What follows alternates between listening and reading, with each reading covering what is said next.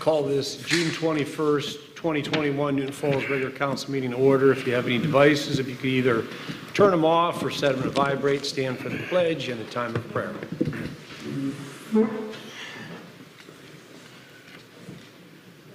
Allegiance to the flag of the United States of America and to the republic for which it stands, one nation, under God, indivisible, with liberty and justice for all.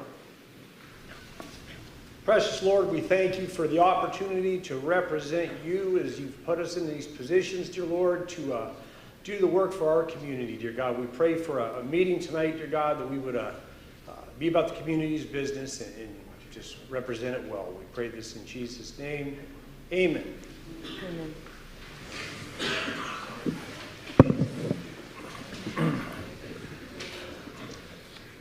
Okay, if you could call for the roll. Zimmerman. Here. Braymeyer. Here. Bariak. Here. Sputzer. Present. Okay, and under special presentation, we have a presentation by Ms. Hans.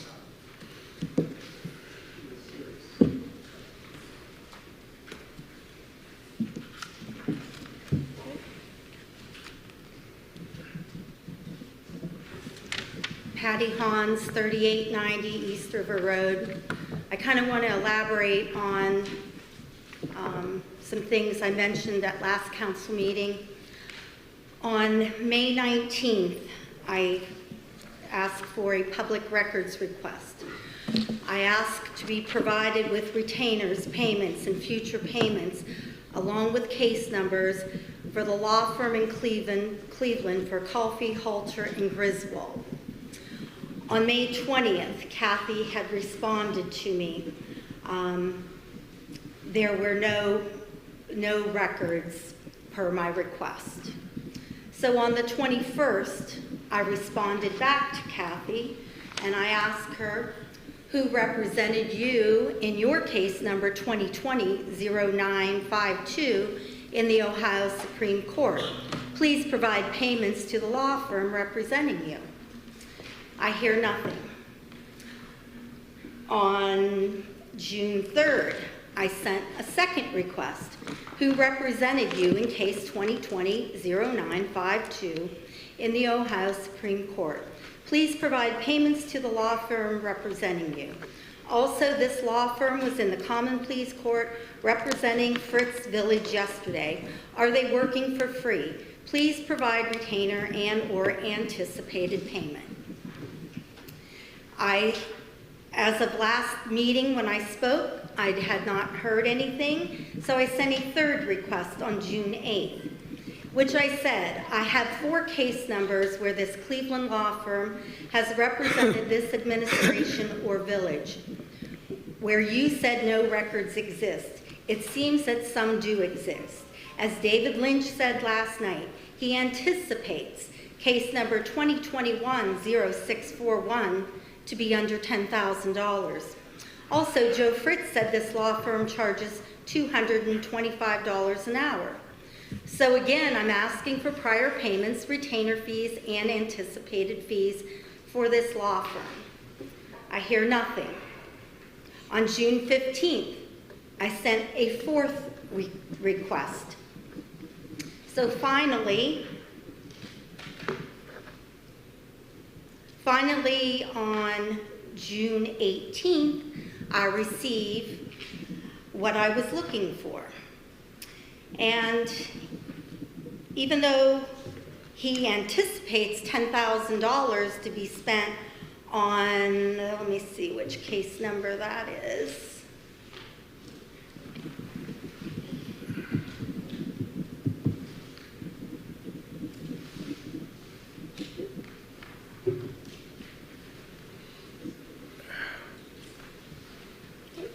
Left it back there. Okay, so far, the village has spent $36,696 to the Cleveland law firm. Now, as I was asking back on May 19th, there was already a payment that went out on May 4th for $7,284. So on May 19th, there was no records, but here's the check. Also, when I was asking for my second, third, and fourth request, there was another payment made to the Cleveland law firm on May 24th for $9,412. The other payment to the Cleveland law firm was from last year, which was for Kathy. The total bill was $29,499, and they gave a courtesy discount of $9,000. Thank goodness they did that. We do have two other cases, two in the Common Pleas Court. We have no idea how much those are going to cost. Do you have any anticipated amounts? Because that is the one that Mr. Fritz filed against Tessa, and Ms. Braymeyer filed against Tessa, that he cannot represent. And the one that Mr. Lynch filed against a resident of the community that pays his salary. Instead of a mediator, which his contract says he should be, he's become a litigator. And I said, remember when Kathy responded to me on May 20th, no records exist. And the check dated on May 4th for $72.84 had just been paid to Coffey, Halter, and Griswold. While I was making my second and third and fourth request, payments to Colfer, Halter, and Griswold, another payment for $94.12 had been paid. I was told that Joe Fritz approves all public records that was sent out. Did Joe Fritz approve the no records exist? How can anyone trust they are getting true public records when you are told no records exist, when in fact they do exist? This is a serious issue, and it's a violation of the Freedom of Information Act and the Ohio Public Records Act. Thank you. Okay, public comment section of the meeting is limited to agenda items. On the first go-around, your name, address, 3 minutes, unless otherwise previously requested for additional time, and we have one such individual, and that's Richard Curlin.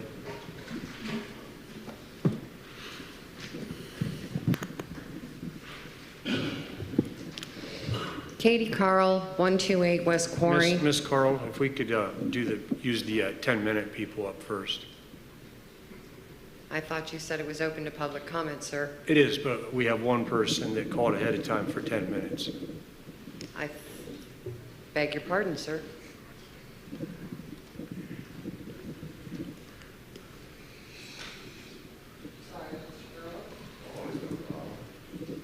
No problem at all. Richard Curlin, 611 North Canal Street, Newton Falls.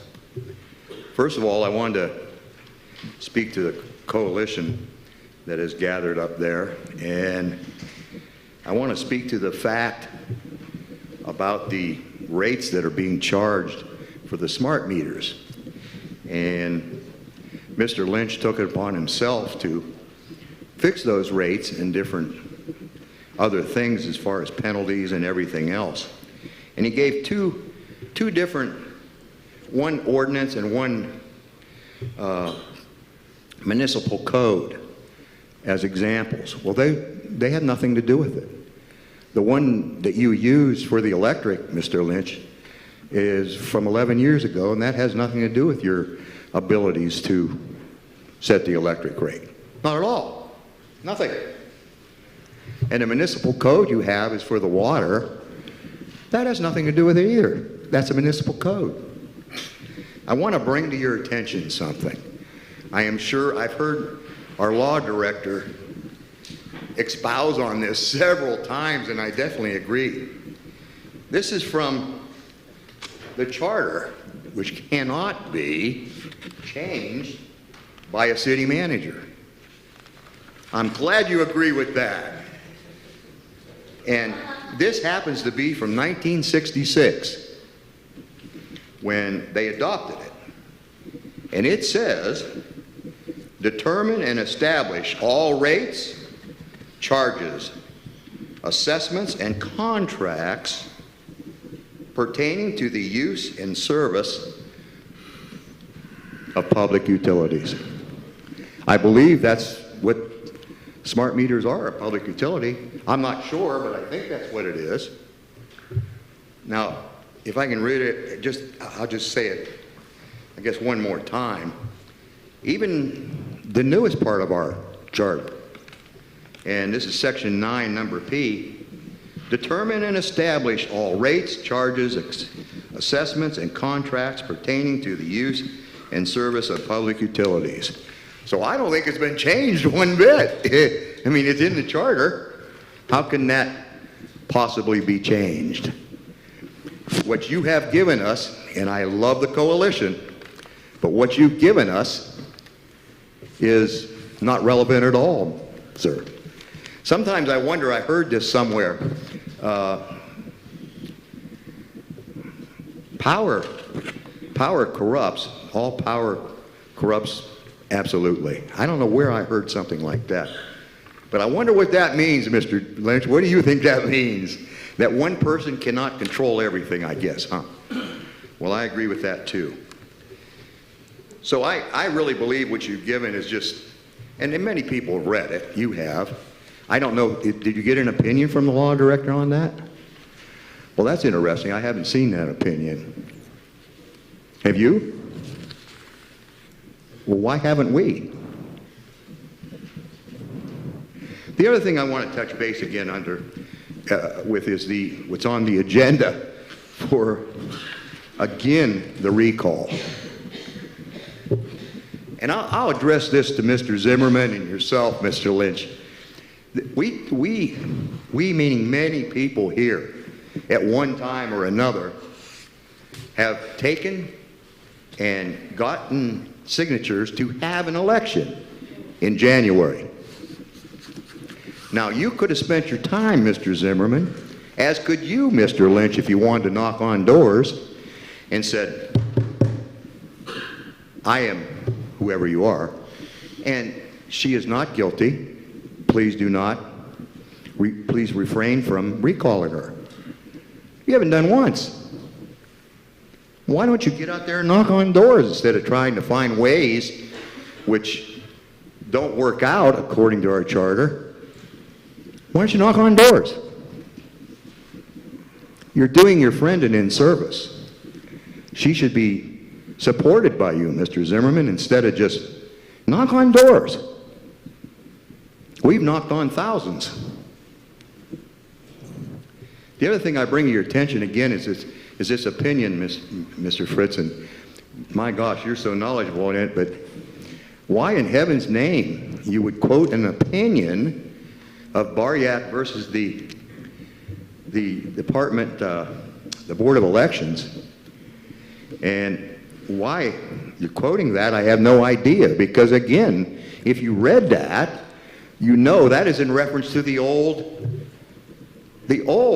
ordinance for recalls. They ruled on that. What Mr. Fritz is referring to is that's a good example of the new ordinance for recalls. Well, it's not. It just isn't. It just doesn't exist. That's the old one that happened. The court ruled on that. So why we're using that as an example of why it should be based in a primary or a general election is, again, beyond me. And I think most people, and Mr. Fritz has been very experienced in recalls, and he's had many of them. And none of them have been in the general election under the old recall system. None. Zero. So again, I don't understand what he's basing that on. I know he's standing by his decision, but I would encourage counsel to read it. It's a fact. It's a court case. Surely don't make people wait. Let people vote.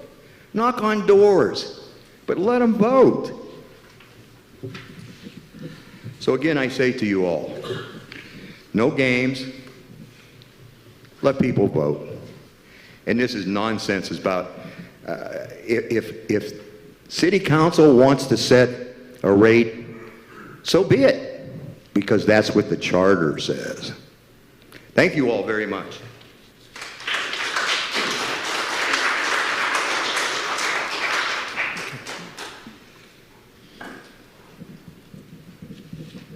Thank you, Mr. Mayor. Katie Carl, 128 West Quarry. I have a few things. I may go a little bit over time.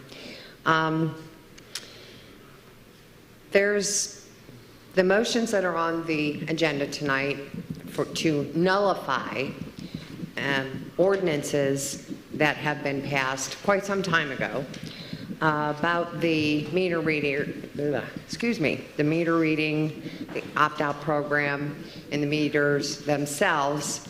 Number one, I don't believe that's legal to do for council as a motion. That would be the law director's call, but I don't believe that would be a legitimate motion. I would believe it has to be done by an ordinance, another ordinance, if I know my procedures correctly. I could be mistaken because it's been quite a long time. But I don't believe you can do it by a motion to nullify. And plus, there's been so many things that are in the works because it's been such a long time, quite a few months. There's probably contracts already.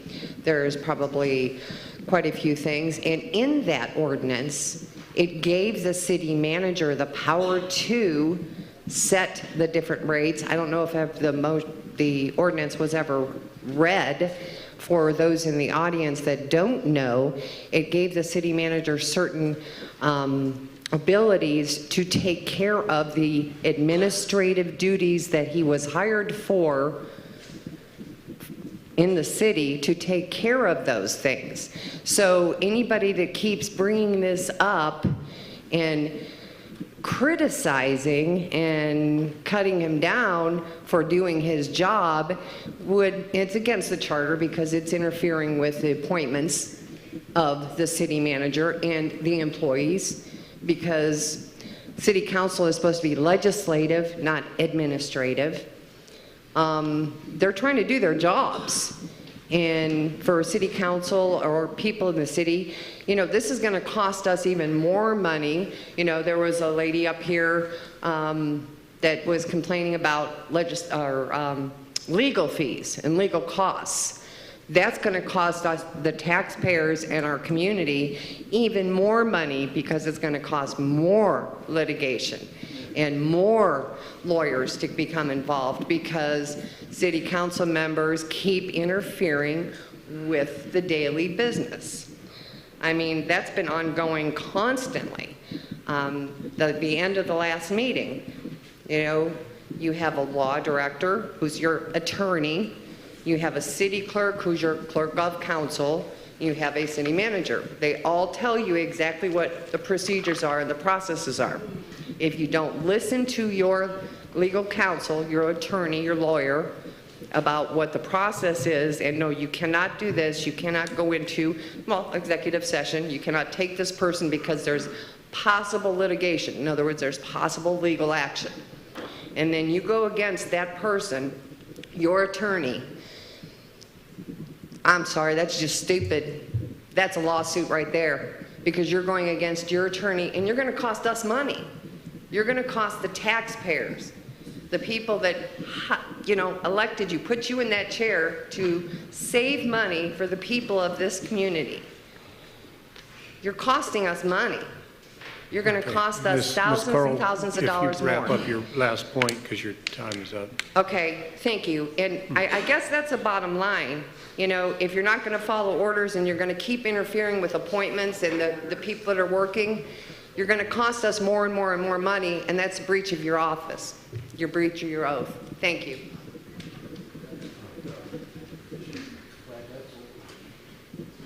John Richards, 212 Albert Street, and I want to speak about the motion to nullify the automated meter reading opt-out application and to nullify the smart meter opt-out program. And the reason I'm speaking is I opted out, filled the application, sent it in, and I did it as a precaution. And the background on this whole smart meter thing is that it was actually referendum by over 350 of the citizens. And we need trust. I need to be able to trust that this opt-out thing is correct. And Mr. Lynch had referenced where he had the authority to do that. I looked that up prior to my signing the application. I could not find that authority. I found authority where he had to authorize underground water line or something like that, but I found nowhere in the things that he mentioned that gave him authority to set this opt-out fee. But even though that was what I found, I sent it in anyhow because it was important to me to opt out of this for health reasons. And we don't need to go into that. And the way I read this is, I don't know that there's an ordinance existing on the opt-out fee. I believe it was done just administratively. And if there is justification for that, it needs to be publicized. If Mr. Fritz has an opinion on that, we need to know as citizens. I want to trust what's going on here, and I don't trust it. And Adam, you know, I've talked to you from the very beginning about how important trust is. Because if you can trust the process, then it's okay whatever the decision is. My point of view does not have to win if I trust the process. I don't trust the process, and I don't trust some of these people that are sitting on these council seats. And the reason I don't is because of past practice of what they've done. And this opt-out thing is one. It's cloudy, it's murky, and it should be as clear as can be where the authority is and why the amount of money is there. You know, and I understand it was picked because that's what PUCO said in Ohio what they do. I don't know that that's our cost. Maybe our cost it should be $10. Maybe it should be $35. I don't know. But this is all murky, and it needs clarified. And most importantly, we need to trust what is going on here. And I hate it that I can't, because I want this system to work. Thank you.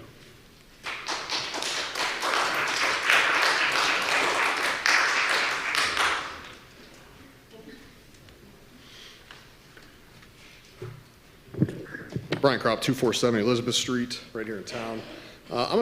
John, it's funny that John's brilliant. Your words are perfect as usual, and I actually had written the word trust down before you stepped up to the podium.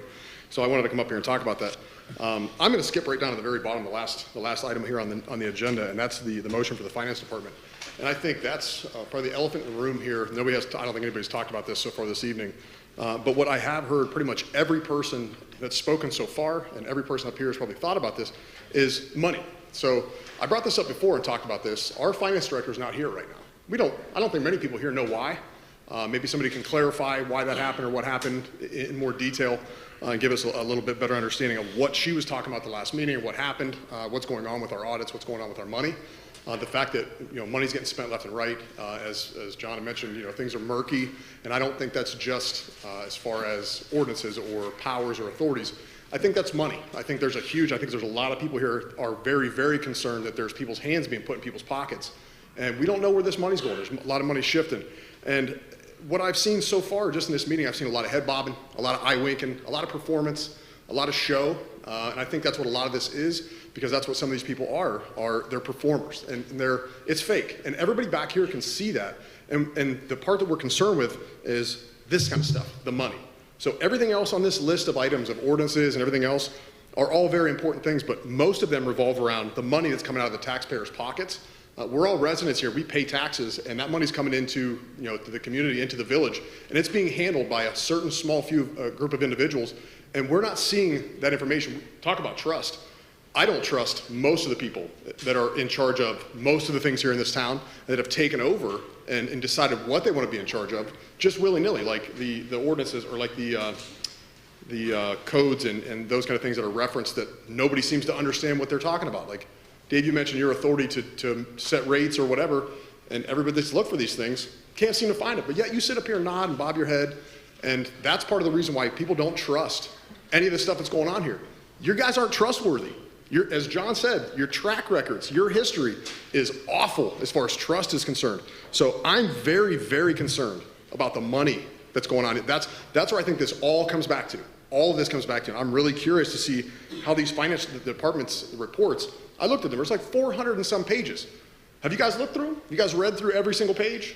That came out on Friday, I believe. So I hope you guys spent your entire weekends going through it. And Dave, you sit up there and nod your head. Nobody trusts you. So I'm just gonna go ahead and put that out there. We don't trust you because nothing you've done has earned our trust. It just hasn't.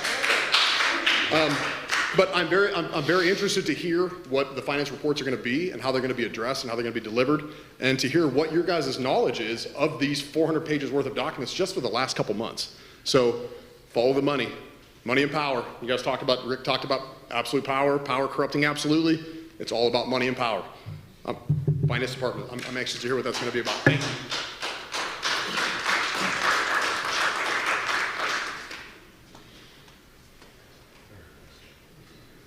Tom Colosimo, 4196 Carson Salt Springs. I guess Brian covered a little bit what I was going to say, but I'm going to repeat some of the same things. Why was Anna Munson at the council meeting the previous week sitting in the audience? Why did she give her finance report from the audience and not from a position up by council? Why was she even there if she was on sick leave? At one of the last council meetings, the mayor asked where she was, and the city manager said she was on sick leave. The mayor asked for a doctor's excuse, and the city manager said he would give it. Where is it? Why did Anna tell Bob Copeland she was never on sick leave and that the city manager was lying? I heard it firsthand. What was she referring to about the 2020 audit that was troubling her? Can anyone answer any of these questions for me? I also heard tonight too that she's been suspended for 6 months without pay. I think before we go into the finance report tonight, I think we ought to have answers to these questions as why she's not here. Thank you.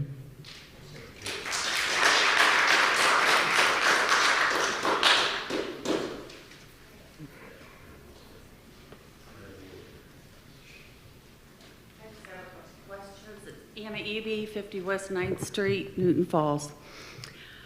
About the soccer fields.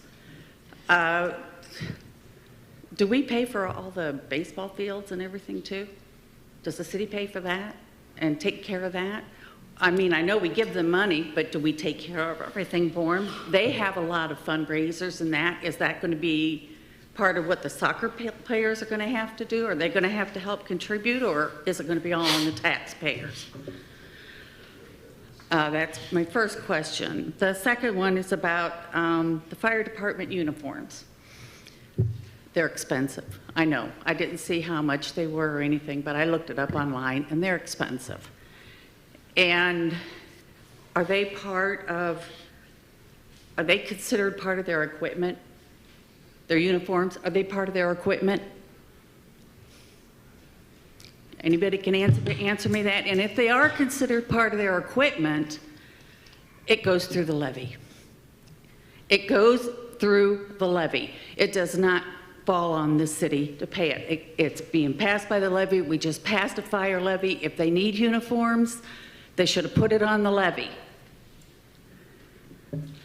And they didn't, evidently, because you want to hand them out our money again.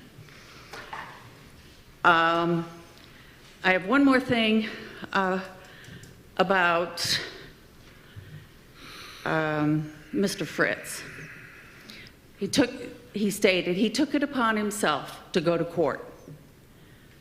I want to know if he's going to take it upon himself to go to court against the other council person who put on there to go against the court ruling of July that it has to be, Ms. Braymeyer has to be voted on by July 7th, I believe. Is he going to take it upon himself to take that person to court or go out and get a warrant for their arrest? Whoever put that on there? Isn't the whole place going to be in contempt of court if we don't do it by then? Thank you.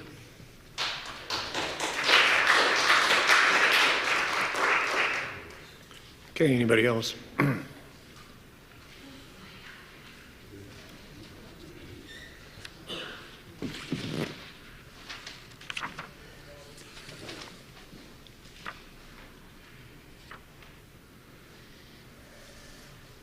Tracy Hurst, 613 Ophelia Street.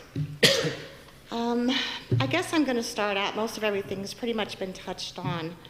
But directly to you, Mr. Lynch. I have heard this ordinance that you keep speaking of, or that you spoke of, that you have the authority for these rates. I emailed you a week ago. You refused to answer me unless I came to your office. So perhaps today, when you're addressing later on toward the meeting, you can include that, because everybody wants to know where exactly this is. I asked you specifics, ordinance, exhibit, page number. So maybe you could provide that later. Or maybe Katie can. She seems to know as well. So I'll be looking forward to getting that from you later. And I wondered, would anybody like to own up for putting the motion on for the recall in November? That's what I figured. You put stuff on the agenda, you sneak it in there, but nobody wants to take ownership of it because nobody's proud of it because they know that it's wrong. Nobody? It got on there by itself? That's what I figured. And as for the trust issue, Patty did a wonderful job. I'm ashamed that she got the response, or lack thereof a response, on her request. There's just no excuse for it. It's just wrong. It's just wrong. You guys need to get this trust thing fixed because nobody trusts you in this town. And Mr. Lynch, I will address our conversation this last week in closing, but I do hope to get an answer from you during your speech. Ordinance, exhibit, page number, please. Thank you. Okay, is there anybody else in the first public comment section? Okay, if not, then we'll move on to reports. We'll start with Mr. Zimmerman. Do you have anything for Ward 1? Yes, sir. Last week I attended the fire board meeting. Just to touch on real quick, in May they had 165 runs. That's 904 runs year to date, which last year at this time they had 743 runs. So they're currently 161 runs ahead of where they were last year at this time. So as you can see, they're still doing a very heavy volume of runs.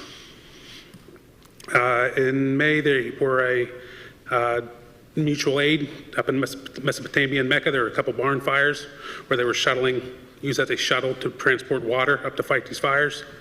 They're actually working on a turnpike agreement. That includes Lordstown, Braceville, and us, where we will be known as the sole providers of EMS service on the turnpike, that the turnpike will call us for these calls and not go to an outside service. So this is mutual benefit to all of us here, to all these communities. The fire board is in need of new computers. Mr. Nemeth of Iron Eagle Recycling was nice enough to donate half of the cost of these computers, so we want to thank Mr. Nemeth for this. I also attended the baseball tournament over the weekend. If anyone wants to see a well-run organization, a well-run tournament, please stop up. There's one more weekend left. It's going to be an overflow tournament, so there may or may not be games here this weekend. The original site has some overflow. It's going to be here, and if not, there might not be any games scheduled here. But Mr. John Rusko, the rest of the baseball board, has put on a tremendous effort. I think Mr. Rusko said that he put 42 hours himself in on these fields leading up to this tournament. So please be sure we give the kudos where it's deserved to them for a well-run tournament, for making sure the fields are ready. Thank you. That's all I have. Thank you. Mr. Boriak, you have anything for Ward 2? The only thing I have is I had a call from a resident, and the city responded to a plugged up drain on Washington Street. If anybody's having any problems, please call the city. They'll be glad to come on. There's been a lot of drains that are plugged up over the past winter and that. And this was on Washington Street, and then the truck went right over. I hope they got it settled. The other thing is I asked last week about Washington Street. I asked the city manager, I hope to get an answer from my constituents, when the project will be done, and why is all that stuff laying around everybody's yard? Are they waiting for parts? What's going on? At least one yard that they put the guy called me down there, and he wants to know why the grass is a foot high and the stuff's laying in the yard. So I'd like to get an answer on that if I could tonight. I'll wait until I can address the law director on everything else. Thank you. Thank you. Ms. Blitzer, if you have anything for Ward 3. Yes, I do. On Monday, I had two of my neighbors approach me about some issues that they felt were of concern in our neighborhood. One of them was a leaning telephone pole where we had some wires hanging down low over someone's driveway. And another was what we believe to be an apparent abandoned house with a built-in swimming pool. And I did send an email to the city manager and to the zoning inspector and of course to the clerk that morning and Mr. Bill George. I sent an email early 7 o'clock that morning. And then later that afternoon, Mr. Stimpert came into my driveway to hand deliver a package to me. And the package I received says confidential, attorney-client privileged material, cannot be shared. And I have a couple questions for Mr. Lynch. I'd like to know, who is the attorney? Who is the attorney? Mr. Fritz is the attorney? Who is the client? Okay, you have to wait until when the law director's reports, and then you can... Okay, wait, I want these questions answered. You're telling me that Fritz is the attorney? Who is the client? The city. The city is the client. Yes. Who is the author of the document that was inside this envelope?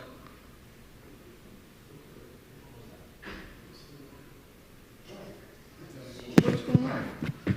I want an answer. Answer it. Answer it. I will certainly do my job, sir. Thank you. Yeah, I like to win. The narrative that you have was drafted by the city manager. The city manager is the author of the document that was written on the inside of this envelope?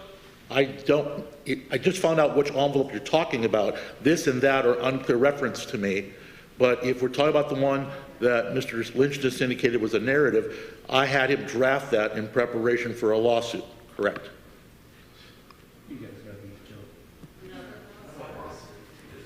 Just keep it down. So just keep it down. Keep it down. Okay. That's all I have. Okay. Ms. Braymeyer, do you have anything for Ward 4? No, I don't. Okay. We have anything from the Finance Department? In addition to the council reports that I've given out, or the finance reports I've given out to council, the income tax revenue collections in March of 2021 totaled $72,848.04. Collections in April of 2021 totaled $162,356.14. From March to April 2021, there is over a 50% increase in revenue collected. Income tax collections in April of 2021 compared to April of 2020 are up 55%. On Tuesday, June 8th, 2021, the city received the electric band price coupon of 1% with a yield of 0.20. With this rate, the net interest for the year is $1,408.37. This is the lowest price seen to date. All of the funds are doing very well. Also, the auditors have started the City of Newton Falls annual audit today and will be on site all week. Okay, any questions for the Finance?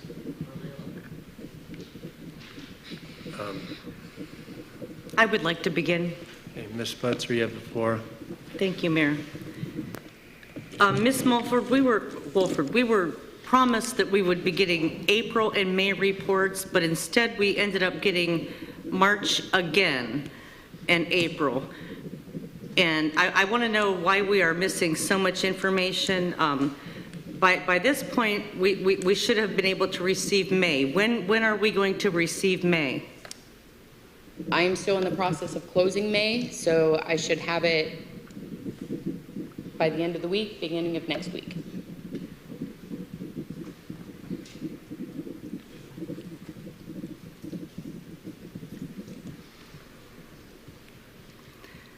And one more thing I would like to note. Have you provided us bank reconciliations? I did not see any reconciliations. I have not, but I can get those answers for you.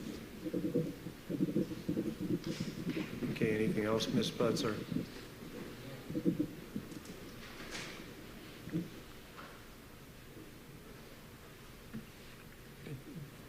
Anything else, Ms. Butzer? I do have a few more, but I was hoping to just stick to, because a lot of the questions that I had to pull came from the revenue and expense audit reports that I requested that took over a week for me to get. So these questions basically are coming from the audit trail reports.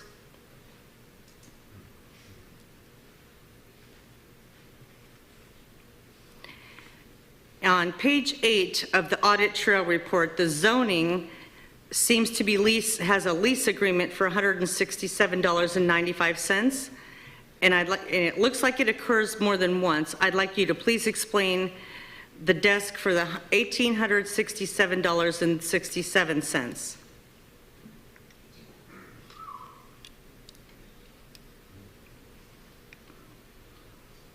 I can answer the lease agreement. As for the desk, I'll have to get back to you on that. It is a lease agreement for a desk? No, it is a lease agreement for a printer. What was that? What was the lease agreement for? For a printer. For a printer.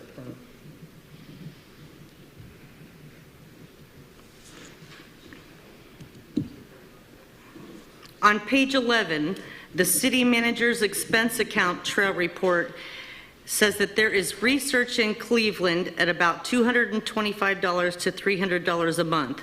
Why is the city manager doing research in Cleveland at a rate of $225 to $300 a month? He's not an attorney.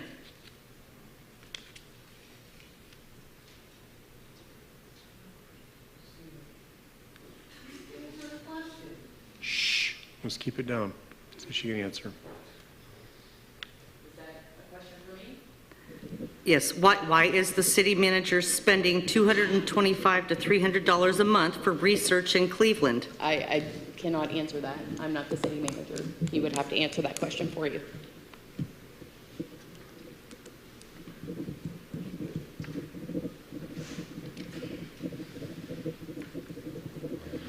Okay, let me see if anybody else has a first, and then we'll see if you wanted a second, Ms. Butzer. Does anybody have a first address for finance?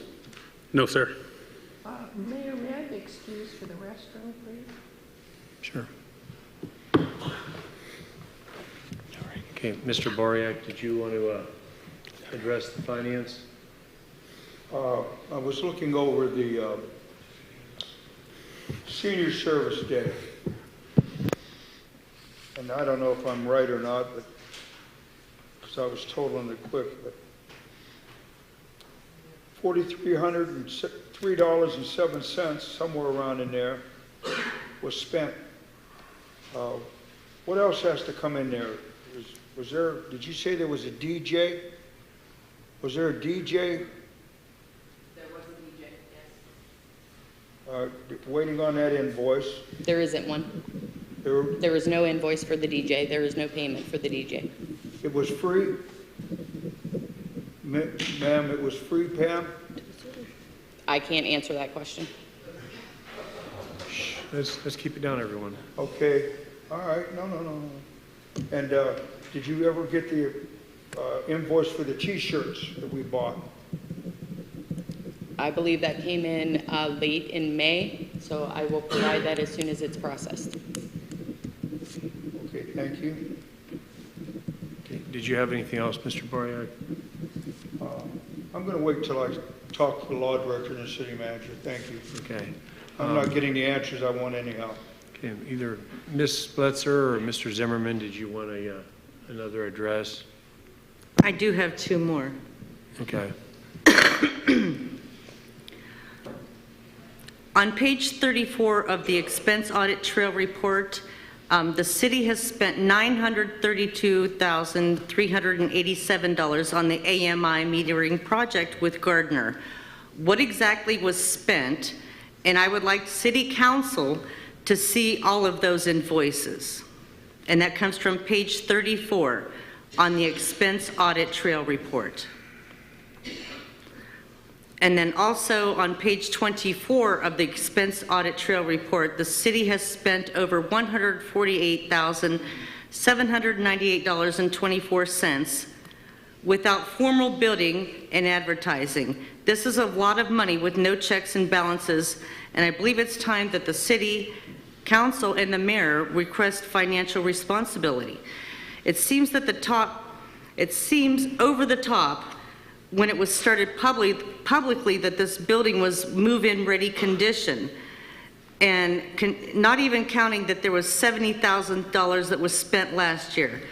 Where is the accountability to the taxpayers at? I am requesting for City Council to receive a copy of these checks and invoices, please.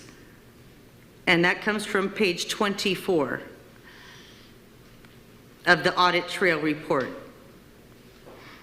Copies of the checks and invoices for the work that's being done on this building.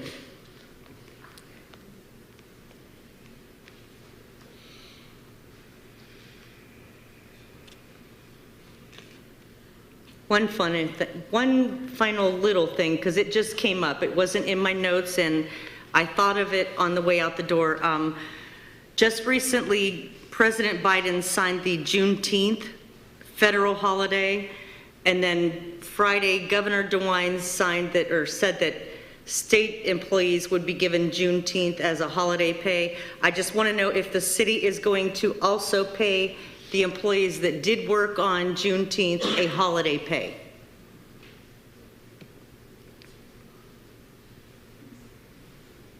I'll address it in my report. Okay, thank you. Okay, Mr. Boriak, Mr. Zimmerman, Ms. Braymeyer, did you want a final address for finance? No, sir. Mr. Boriak, did you want a last address? Ms. Braymeyer, did you want to address for the finance?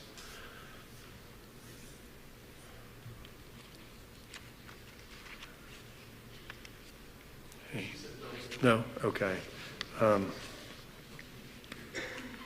Mr. Law Director, did you have anything to report? Yes, sir, I do. What? I have a report. I didn't hear you. I have a report. Okay. Thank you, have sir. the floor.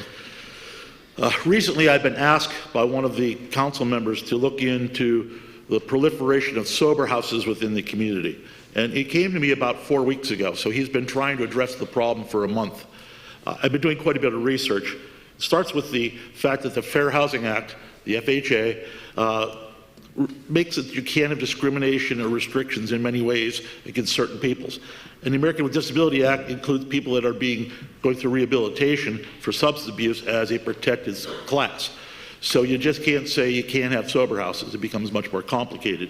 It's been handled by communities in Ohio in multiple ways, but two of the primary ways. The first one is that you either have already a certified building inspector or you hire a certified building inspector and you restrict rules of building to reduce the amount of bunks and things in homes to try to stop these group homes. But that's obviously terribly expensive because you need a separate person as a certified building inspector. Cities like Warren do that in places with, generally speaking, 50,000 people in the community or larger. Another methodology is to use, what we do is we do a landlord rental restrictions. It's usually encompassing a very large comprehensive landlord rental program. I know that not this members of council, this particular council about 1.5 years ago and about 4 years ago, if I recall, attempted to discuss a landlord rental restrictions. There was going to be taxes and inspections, all those type of things. This method is being used by Barberton, Ohio, and has been kind of successful. So a creation of a comprehensive landlord rental legislation would be beneficial in order to stop these group homes being proliferating within the community. But I think council should either refer this to planning and zoning, where they can get more input from people and have public meetings and kind of find out which direction they kind of want to go. You can't just say, we're going to restrict to no more than 7 people in a home or something like that. So I'm asking council, if they want to do something, then they should refer it to planning and zoning, or hold a public meeting and discuss with the public how they want to proceed, so we have some guidance on what sort of legislation we draft.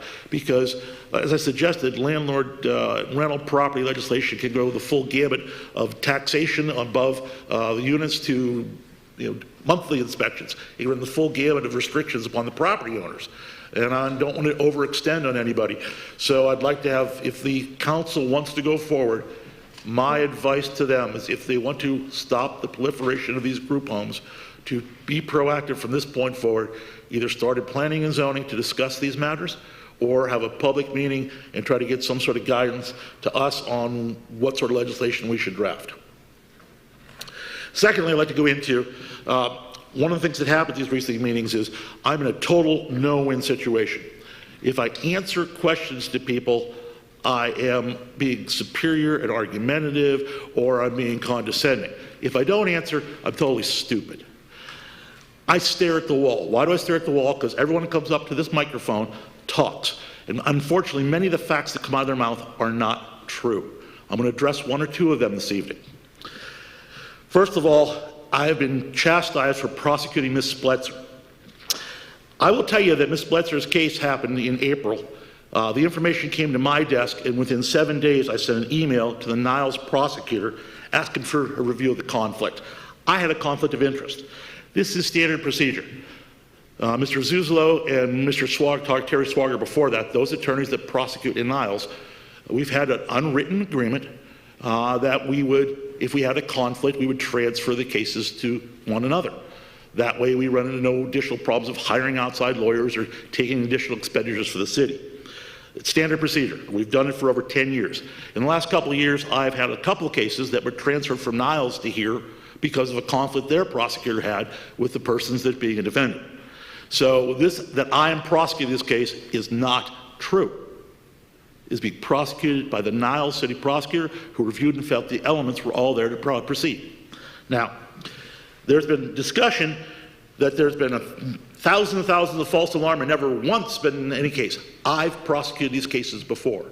It's under abuse of 911 and false information. In my 10 years, I have prosecuted those cases before. They do exist.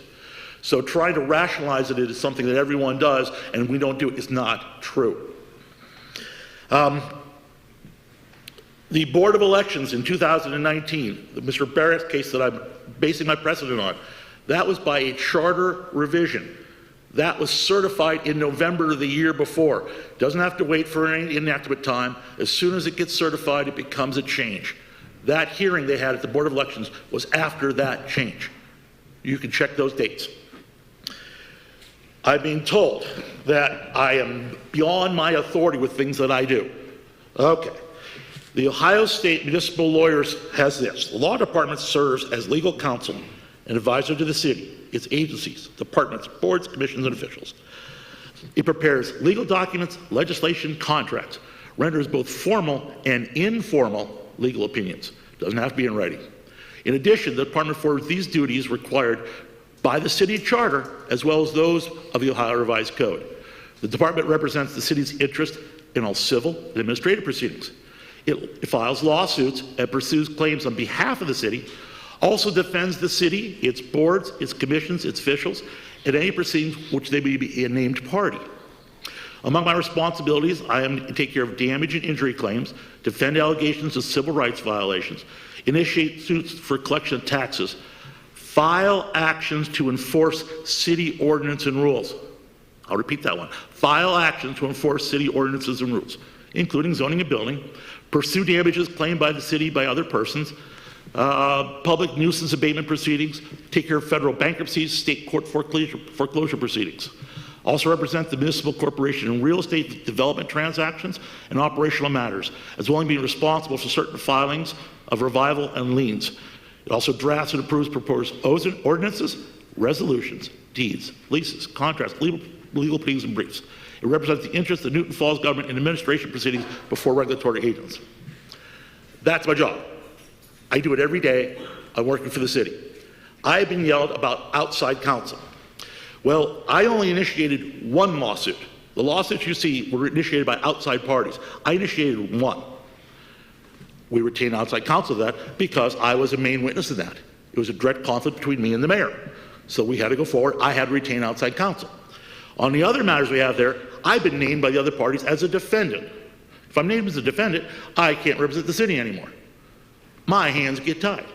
So based upon that, I'm in another no-win situation. I'm being told I'm not doing my job and it's costing the city money, but the attorneys for the plaintiffs that filed the lawsuits are naming me as a defendant.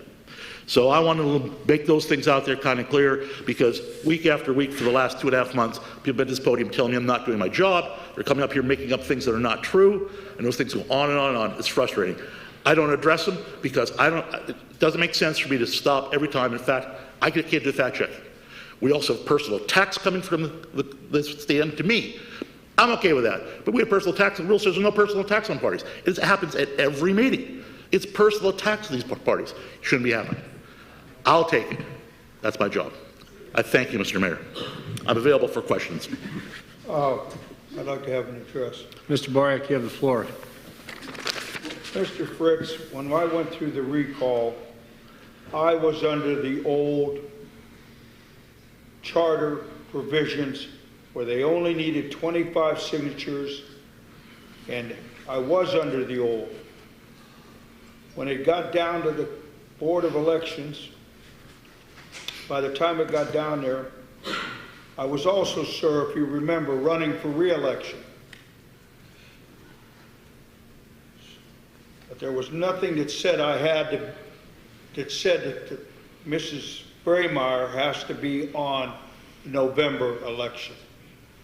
Now, one other statement I'm going to make, since we're making statements tonight. I want the public to know that I feel that we have to put a limit on these sober houses. Is there a question there, sir? I've got a question. I want to ask why we weren't told by the city manager or zoning about the property changes to all these sober houses going in, so we could have done something quicker. It's my understanding. Why weren't we told that by Mr. Lynch or you? You came to me with that problem about 5 or 6 weeks ago, and I indicated to you I'd do the research. 5 or 6 weeks, they've been here for 4 years, sir. Nobody ever said anything about, hey, we better watch it down the road that we don't get a number of these in here. That would be council's Now, job. I'm going to ask you a question. Yes, sir. Is it true the more of these sober houses that goes in, the property values go down in town? I'm not a real estate agent. I can't answer that. Okay. Well, you don't live here. I do. I want my property value to be up, and I want the people that are called at their home. I'm worried about our home. Is there a question there, sir? Don't talk back till I'm done. I believe this is the question section for me. I'm just asking, sir. Mr. Fritz, have you not changed your opinion more than once to this council? So how do I know what's going on? How do I know what to believe? Sir, I've dealt with the one change that I had. I've made it repeatedly in writing how it happened and why.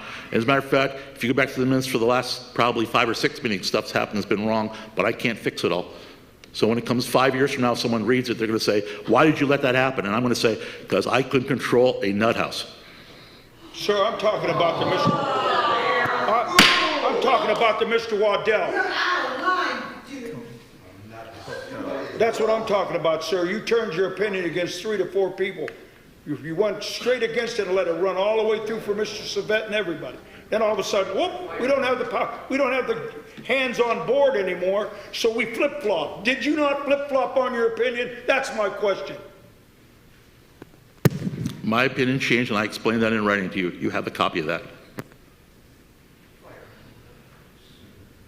Anything else, Mr. Bariak? Thank you. Okay. Anybody else have anything for the law director? No. Mr. Zimmerman? No, sir. Ms. Braemeier? No. Okay.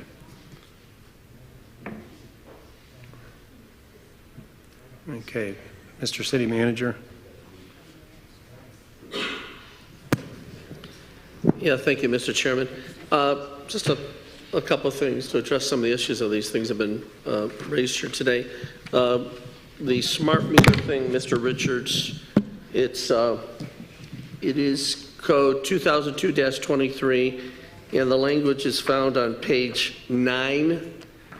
So take a look at page 9, and it is in section E. Page 9, section E. For the purposes of the water, it's Municipal Code Section 95305, subsection C1, and 953.12, subsection C, and subsection D. The very specific language that you're looking for is in there, with reference to the opt-out authority. The AMI invoices, I know that Pam will provide those invoices to Councilwoman Splitzer. That's certainly not a problem. The invoices for the building, those should be provided to as well, and to the rest of council. I think it's appropriate since you're asking, of course. There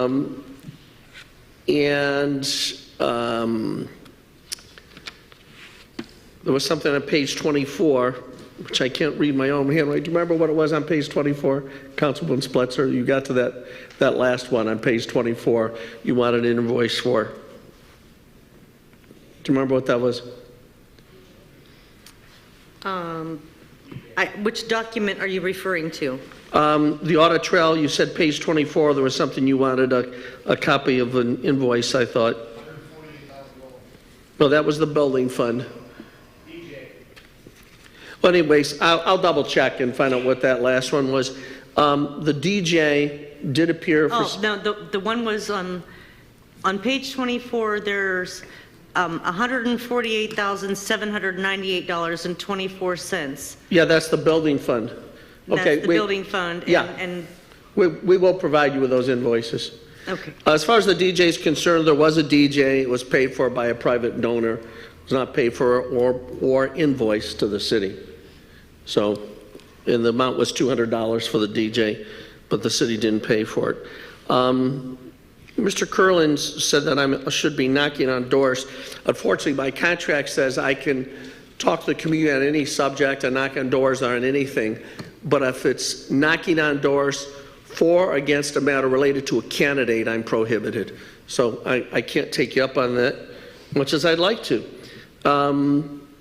One of the things that Mr. Kurland mentioned at the last meeting, not this one, was he said that in November the charter change was voted on, and it took effect in January of 2019. Mr. Kurland was exactly right. He's shaking his head yes, or nodding his head yes, you were exactly right. The signatures were turned in February of 2019, and the Board of Elections held its hearing in February of 19. They're prohibited from applying the old charter, because as you indicated, the new charter took effect January of 19. They are prohibited from applying the old charter. And that's why Mr. Fritz made his reference. The other item that was brought up tonight was the fire uniforms. The fire department got a donation. They budget their monies over there, as Mr. Zimmerman is experiencing. Anybody that's been to those fire board meetings, and there were two items that their budget did not cover, that they indicated the levy did not cover. One was a special patient transport piece of equipment, and I'm not going to describe it very artfully, but it has to do with an inflatable bed-style gurney that protects the patient from additional injury. It provides some extra air insulation that protects the patient. They didn't have the money for it. So the township said, we'll kick in the money for that. And it was about $15,000, I think. the additional turnout uniforms, they need additional uniforms beyond what was in their budget. They don't have the budget for the additional uniforms. So they came to the city and said, well, the township took care of this transport piece of equipment. Will the city consider making a like contribution for the purposes of these additional turnout uniforms? And that's what council has in front of them tonight. The other item that was brought up was Juneteenth, and I think the president signed it on Wednesday or Thursday. I don't remember which it is, and we will certainly accommodate that next year, but we just didn't feel that we had adequate notice for purposes of manning and things of that nature.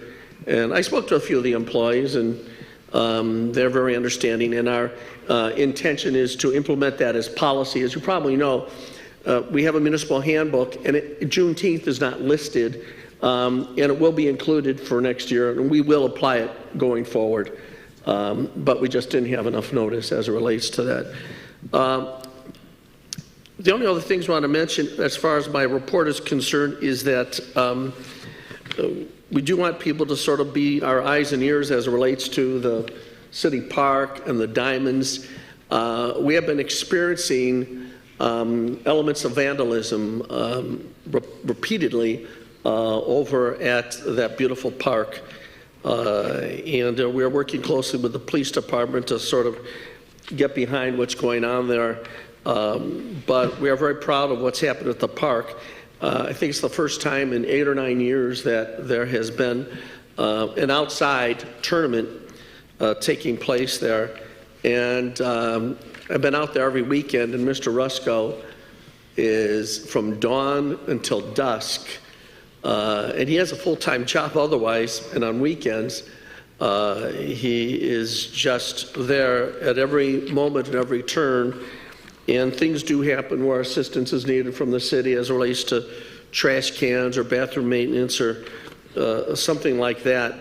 But I've spoken to a number of the citizens, and all of them are from other communities that have come into town for these tournaments, and they have been giving us rave reviews. I still think we should do more things. And we have spent a lot of money on baseball. Somebody asked a question about baseball and soccer. In terms of capital improvements, the city's contributed about $80,000 over the last couple of years for the purposes of the fencing. And the fencing looks pretty darn good right now. We've also contributed some labor in removal installation of the new dugouts. Additional new dugouts are needed. And we can get to the point where that park, in terms of baseball, is a showplace. I'd also like, though, to accommodate the kids that are playing soccer as well.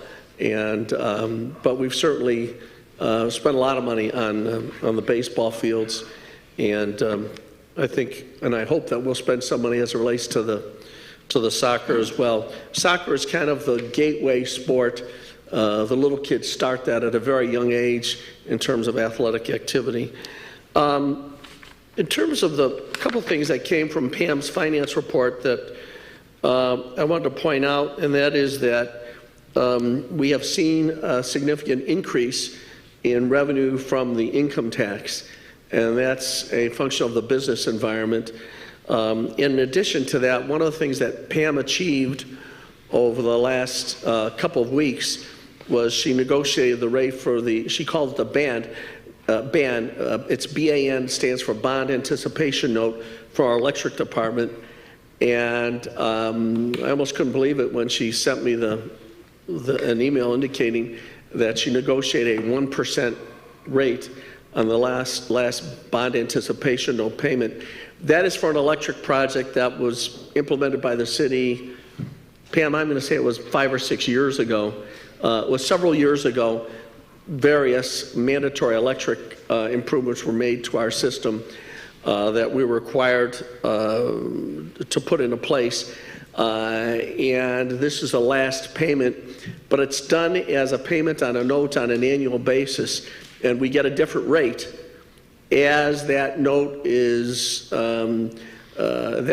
paid off in these increments on a one-year basis. So this is the very last one, and it's remarkable. that Pam was able to get that 1% rate. And that essentially covers the items that I was ready to cover, but I'm happy to respond to other questions, Mr. Mayor. Okay, I got a couple things here. Sure. I wasn't going to bring it up since it's on new business under number 9, the recall, but since you addressed it and the law director addressed it, I had a couple things on it. The law director making the statement of, I don't know, you used a madhouse or whatever in here, and if nut house, okay, well, a lot of that has to do with, like Mr. Richards said, that there's a lack of trust in individuals in this room due to inconsistencies. A lot of the nut house, madhouse, or whatever is because of things that go on here, areas of time of inconsistency, areas of time of individuals walking out of the building. It says he here, but so in our case it's she. Shall promptly so certify to council, shall deliver a copy of such certificate to the officer whose removal is sought, and shall make a record of such delivery. If such officer shall not resign within 7 days after the day on which such delivery shall have been made, the council shall thereupon fix a day for holding a recall election, not more than 90 days after the date of such delivery. And the fact of the matter is, it tells us right there, it tells us that the council shall set the date. You know, the council shall set the date. It doesn't say in here, set it to the next general election. It doesn't say anything specific like that. It says that the council afterwards shall set the date very clearly. Did you want me to respond to that, Mr. Mayor? If you would like. Yeah, thank you. Yeah, I understand that. Mr. Toth, and there's some members of the gallery that have the opinion that Mr. Toth issued from the county prosecutor's office, and his legal opinion that he was sending to his supervisor, Bill Danzo, who's the final authority from the county prosecutor's office, said specifically in that email, and it was circulated to the mayor's office as well, said specifically that the clause that you've read is open to 2 interpretations. I understand you feel that it's not.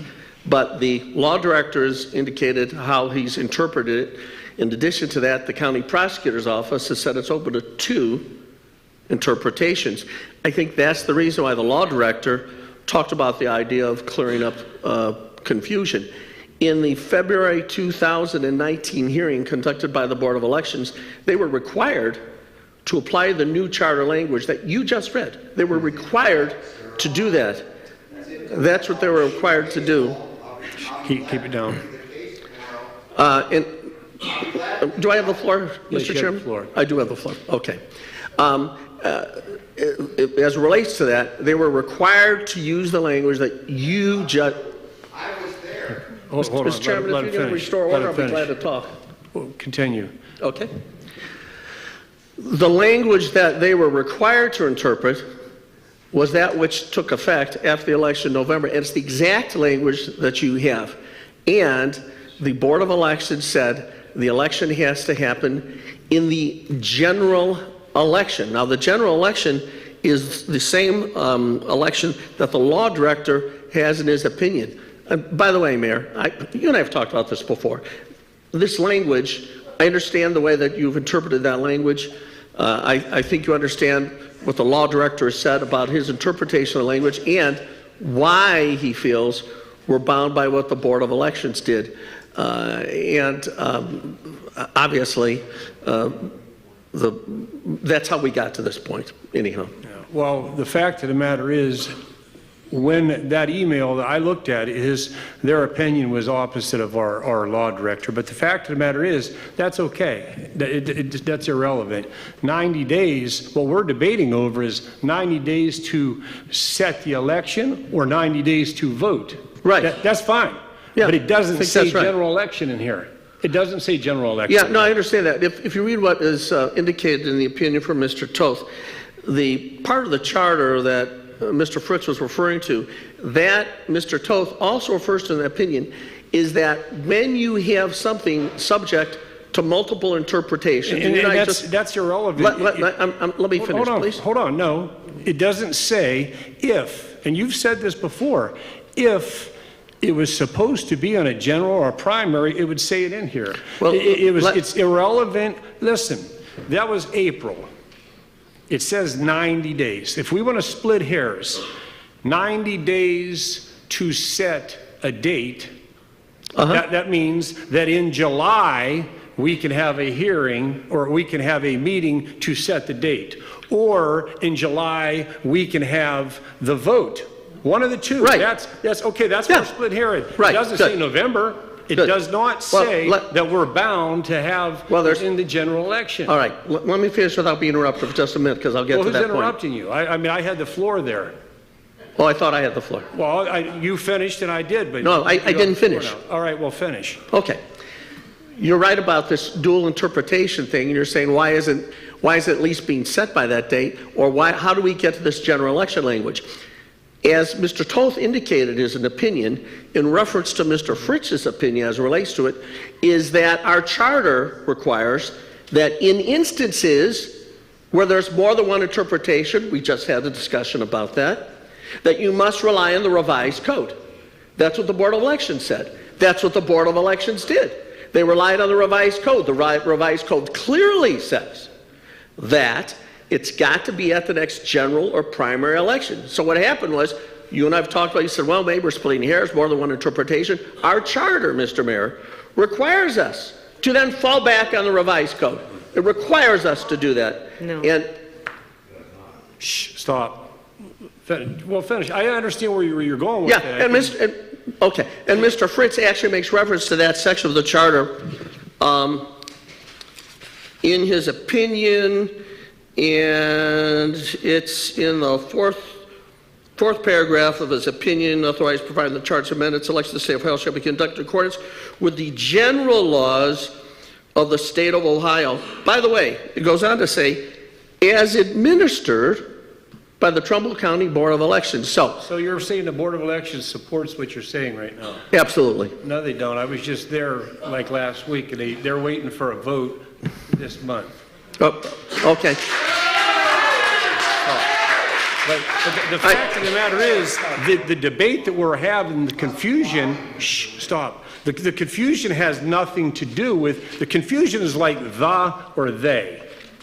It's very small. The confusion is like I or we. You know, it doesn't say jump to November. It says the big confusion is in 90 days. That's the big point. I can mark it right here. 90 days. In 90 days, are we having a date we set the election, or at 90 days are we actually voting? Right, A or B. That's right. That's not a big confusion. A or B. Yeah, that's not a big confusion. That's not something so confusing. All right, so it's a small confusion, but the point is, we're required to rely on the charter language that says we rely on the revised code. No. So what can take place here, like I said, I repeat it all the time. I'm not the sharpest tack in the box, but 90 days, I believe, is July 6th, July 7th. Yes. All right, our next council meeting is July 7th. So if we're not to have the election on July 7th, we can have the meeting to set the date. Right. And then, you know what? Both sides are satisfied. There's no confusion there. I think it's on the agenda tonight. tonight. Like I said, I'm not, well, you know, it does. It's on the agenda tonight to set up before the 90 days. Tonight. But to say that it has to be, whoever it is that set the date for, what is it, November 2nd? Yes. You know what that is? That's like taking the 4th Ward and spitting right in their faces and saying, you know what, you don't matter. You went out and you got these signatures, and we're going to wait almost a year to even let you vote. In 2019, Mr. Mayor, in February, Mr. Bariak's attorney asked the Board of Elections to conduct the election in November.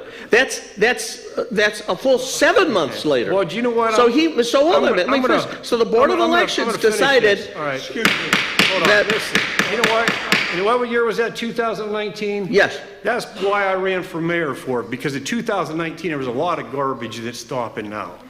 So we're done with that point. Hold on.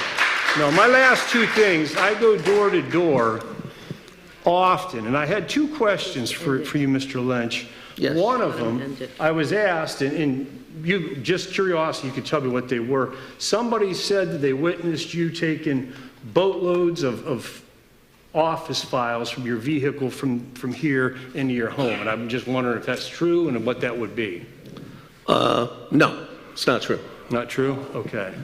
I mean, they showed me pictures of you doing it, but I'm just... Yeah, I'd be glad to look at them. Okay. And then the second thing I was asked is, I was told, and I don't know, I've not been able to go in there. I'd like to go in there because I'd like to see what we need to do to open it back up, but that your law office equipment is being stored in the community center, and I was told that was a no-no, and I don't know if it's a no-no or not. They said private versus public. I don't know. Yeah. None of my law office equipment was stored in the community center. A large table and chairs I donated to the city for the purposes of opening up this nice conference room, and it's all been moved over there. Okay. Well, hopefully they're watching, so that's Yeah, the answer. yeah, you'll see it when you get in that room. All right. Mayor's report. I'd like to have questions for the city manager. Sir. Sure. Yeah. Okay, Mr. Borek, you have the floor. I have a couple questions tonight. I don't want to get into that anymore, but I was always told that our charter supersedes any ORC. I don't know. Now, I want to know, Mr. Lynch, didn't we put cameras down at the park a few years back? Cameras so we could catch vandals? Well, hold on a second. I'm going to take one question at a time. The charter does supersede the ORC unless sections of our charter require us to rely on the ORC, as it does in this instance. As far as the cameras are concerned, yeah, the city has used cameras for many, many years, long before I got here, John. There's cameras down there. There were supposed to be cameras. The last time we had a lot of vandalism to the pavilion, we had cameras installed. Are they still operational? Some of them are, some of them are not. Well, why can't we redistribute those cameras to see if we can't catch these people busting up the bathroom? Yeah, that's we're trying to do that right now, John. Now, the other one. I don't know, but I'm going to ask you. Don't smile. It's not funny.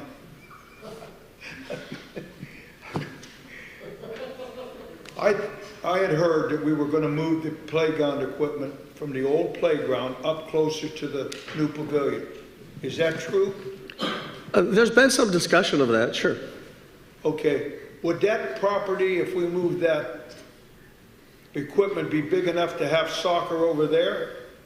Would that be a big enough area? Possibly. I could see maybe a problem with the parking. Yeah, you might have a parking issue, but it might be big enough. Okay. Okay, is that all you have, Mr. Borek? I had one more. Okay. I'd like to ask right now, though, for the mayor, we're coming up to an ordinance, and I left my cell phone in the car, and I'd like to have Mr. Matt Mazzaro go out and get it. I have some important documentation on it, for the fire board level. I have some important documentation. Would you mind, could I have a 5-second recess in or something, sir, so I could get my cell phone? I don't bring it in. Yeah, well, you know what, if you want to go out and get it, or have Matt or whatever. I'd like to have him go out and get it. Yeah, and then we'll just have this, if anybody else has an address here for whatever you want to do.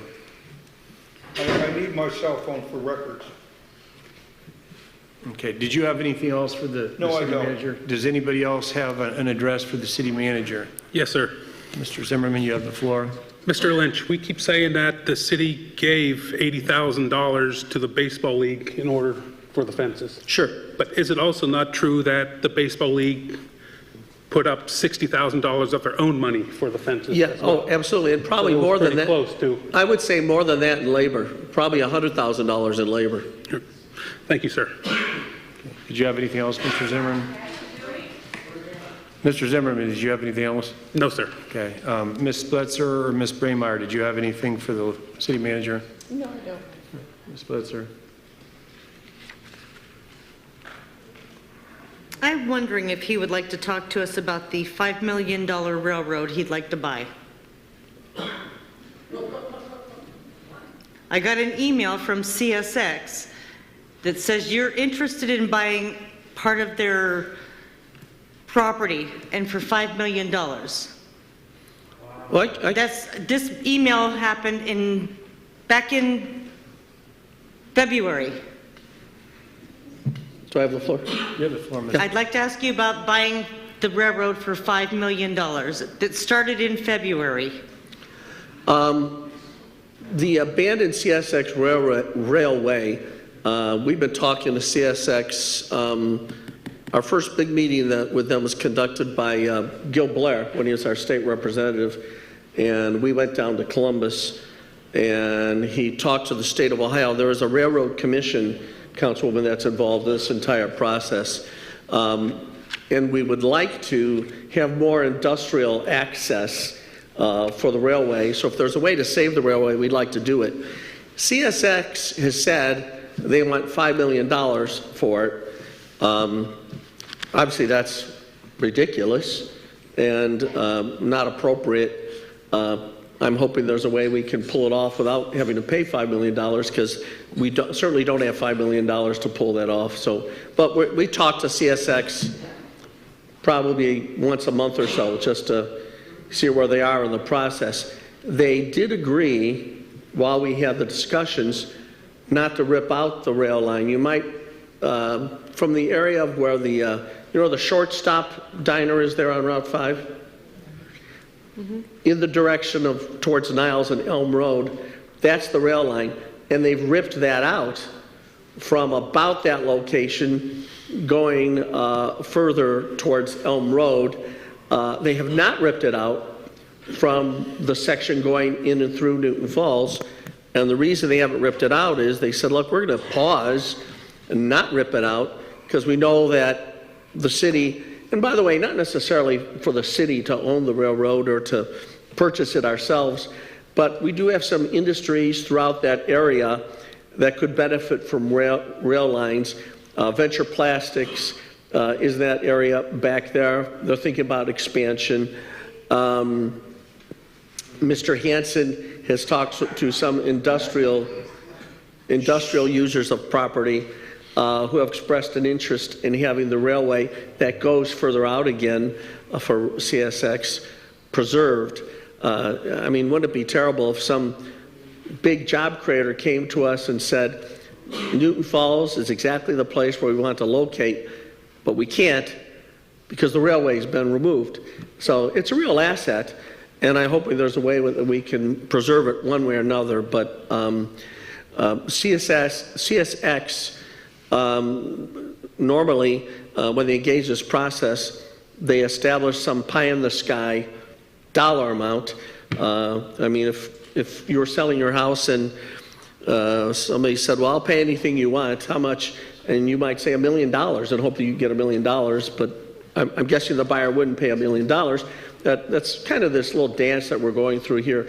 I don't know where the dance will conclude, but if we do reach some point where we have a meeting of the minds, we'll bring it to the city council to make a decision. May I have a second on this? Oh, hold on for 1 second. Ms. Braemar, did you have a first? Okay. Mr. Boriak, would you like to use your second? You said. Yeah, about this railroad. Maybe Mr. Hansen, since it's his property, he can get a group of investors private and get them together and put their own money up instead of starting to think about us looking for money for ways. I sure hope we're not going to get involved in that. That's not a bad idea. We haven't been far, sir. How much money have we made off the income tax off of Venture Plastics since 2013? Well, first of all, the thing about Mr. Hansen is a very good idea. As you know, the income tax is done on a graded basis as it relates to Venture Plastic. And excuse me, sir, 1/5 of 1% this year. Right. 1/5 next year, up to 2020. Finally, in 2025, we get 1%. Right. We've been giving them a discount on the electricity, the surcharge, since 2013. Am I right or wrong? I think that's right. Thank you. So that's our biggest. That's how much money. When do you think we're going to get ahead in that deal? Well, first of all, Mr. Bariak, Venture Plastic was not located in Newton Falls when we struck that deal. They were located outside of Newton Falls so that our income tax collections from Venture Plastic would be zero if they continued to be outside of Newton Falls. So we went to them and said, look, we'd like you to be in Newton Falls. They said, why? Well, because we want to collect the income tax. They said, I'll tell you what, we'll move into Newton Falls, but we don't want to pay that income tax right away. We'll agree to sign the annexation papers. You've seen the document, you voted on it. And in addition to that, we'll move into Newton Falls if we can see a slow gradation, as you mentioned, 1/5, 2/5, 3/5, 4/5, 5/5. If you'll do it in a gradual fashion, we will agree to come into Newton Falls. That 1% is going to help pay for policemen, our payments to the Newton Falls Fire District, all the services that we render throughout the community, the Parks Department, all that money will be ours, which would disappear completely if we didn't engage in that negotiations and that deal. So that's the reason we did it. Yeah. We gave the discount in 2013. I didn't give it, Mr. Waddell did. It's not my fault that they didn't come in. In 2015, we passed an ordinance that they had to come into Newton Falls, in other words, to get the discount, people did, but we didn't take it off of them. We kept letting them have it. Now, finally, it came to fruition. We did get something. Right. How much have we spent, sir, and I'd like to get those figures, on all the annexation money, lawyers, fighting? Sure. I can't even get the figures unless I go into executive session on how much money we made on the motels. I'd be delighted to get those figures. You're right about... You said we had to go into executive session. Tell the public what we made.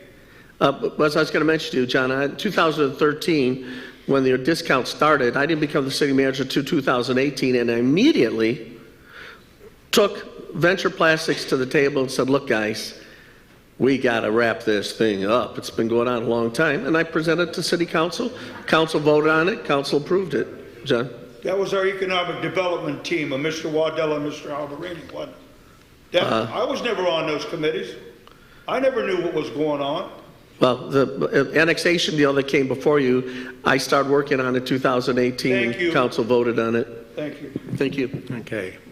Anybody else have anything for the city manager before we move on? Yeah. All right. The only thing I have in the mayor's report is that I was able to meet with the Commerce Association, and we had a really good meeting. You know, organized, a lot of good stuff that they do. And, you know, I'll throw it out there. I like to put my foot in my mouth once in a while and throw something out there that maybe people, I guess, you know.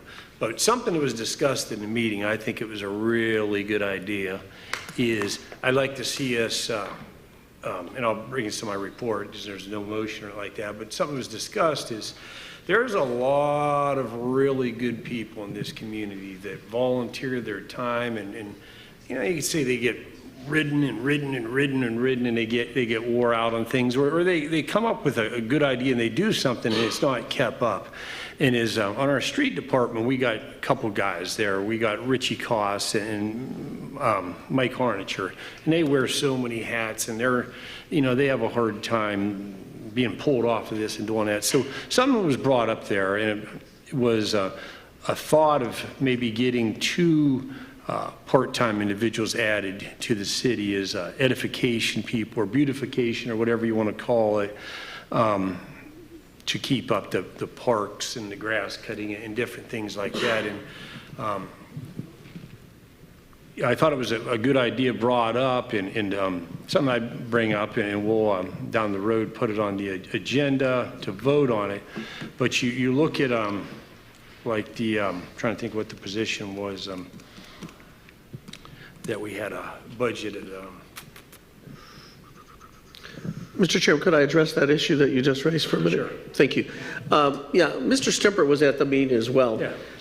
And he came to me after that meeting, and he is going to be formulating a written plan to fulfill the issue of people that are dedicated to beautification. That's something that we should do more of. And if we had more people, it would be easier to do. The thing with it, like was brought up, there's a lot of things. It's hard to keep something up. I was in the, and I'm not ripping on any employees or anything like that. They can't keep it up. But we have that pickleball court, and I'm not sure what the cost was, how much that cost to put in. But the fact of the matter is there's maple trees growing up through it now. Up the side of the walls over there, and those are things that you can't expect Mike to come over and cut when he's doing this, but that would really be a position to where 2 part-time bodies on there, I thought was a good idea, and that was brought up, as you said, that as soon as Mark gets back to me with that report, we'll see. We'll put something on the floor, Mr. Chairman. What I was trying to think of, we had in the budget for the economic development position. That's I'd scrap that, take that money and slap it right on there for the edification position where these guys. That's me. Like I said, I'm not an attorney. I'm not a smart guy, but sometimes some things make sense.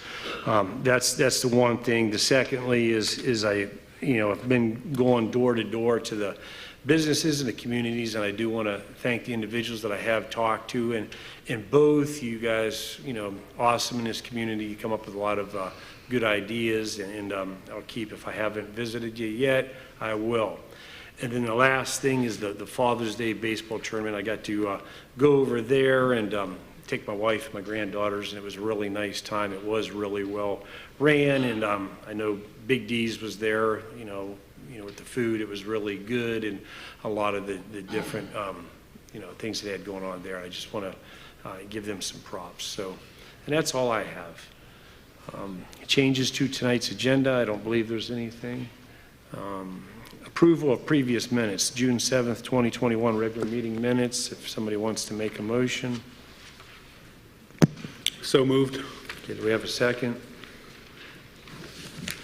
I'll second that. Okay, any discussion? I would like a discussion.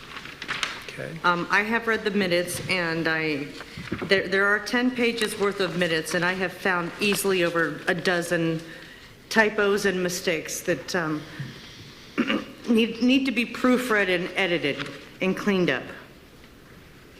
Matt Mazzaros' name is spelled wrong 3 times.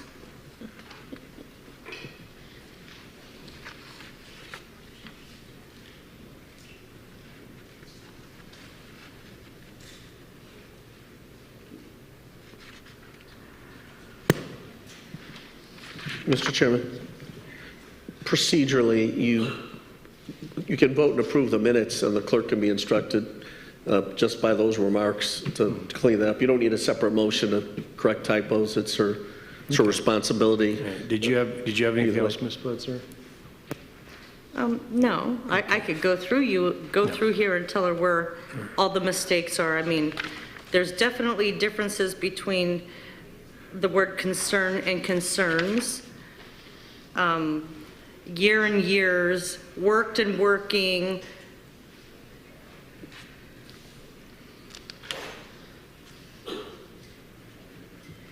giving and given, and then her and here. There's a lot. It's just scattered throughout the 10 pages, and really just some simple proofreading would have, tidied it up. Okay. Anybody else before we call for the roll? Okay. If not, you say we call for the roll and just with the corrected. Okay. All right. If you want to call for the roll. Yes. No, not till it's cleaned up. No. Yes. Okay. And as you said, I'll vote yes on it based on the fact that the errors are cleaned up. Okay, public hearings. If Ms. King wants to read number 1. Ordinance 2021-05, an ordinance repealing ordinance 2018-16, adopting the International Property Maintenance Code and adopting 2021-04. I'm sorry, it should be 05, I believe. Okay, if nobody wants to... It's correct on the title, it's just not on the Okay, agenda. That's what I was saying. If nobody wants to address on that, then we'll go ahead and dead or killed, whatever you want to call it. Unfinished business, if Ms. King wants to read, number 1, ordinance 2021-05. An ordinance repealing ordinance 2018-16, adopting the International Property Maintenance Code and adopting ordinance 2021-05. Okay, do we have a motion? So moved. Do we have a second? I'll second. I have a question. Am I allowed to ask questions? Yeah. Okay. I want to know why they're taking out the general definition for historic buildings. It worries me with the community center sitting over there being designated as a historic building. Why are you taking out the definition of a historic building? What do you mean? They're removing it from 111.2.1. Okay. Yeah, it's one of those things that they just drew lines through. They eliminated the general definition of a historic building. Okay, and that's what we're changing it from this version to that version. Mr. Stemper, do you have an answer for that? Chairman, you need a suspension of rules if you want them to address it. Make a motion to suspend the rule. Okay, do we have a second? Seconded. Second. Okay, roll. Perrier? Yes. Spletzer? Yes. Zimmerman? Yes. Braemeier? Yes. Okay, rules suspended. That portion of the international code was never adopted when we initially adopted it, and it continues to be crossed out because that portion of it, the international code, is not adopted in this, nor has it been in the past. Does that answer your question? That's why it's crossed off. That answers one of my questions. Okay. There seem to be other blanks within the document itself that are not filled in. Specifically, I saw you guys got the 6 inches in there for the grass, but there were blanks where you were supposed to fill in. It was based on the initial one from 2015. We're just updating. Everything remains the same. It hasn't changed from 2015 to 2021.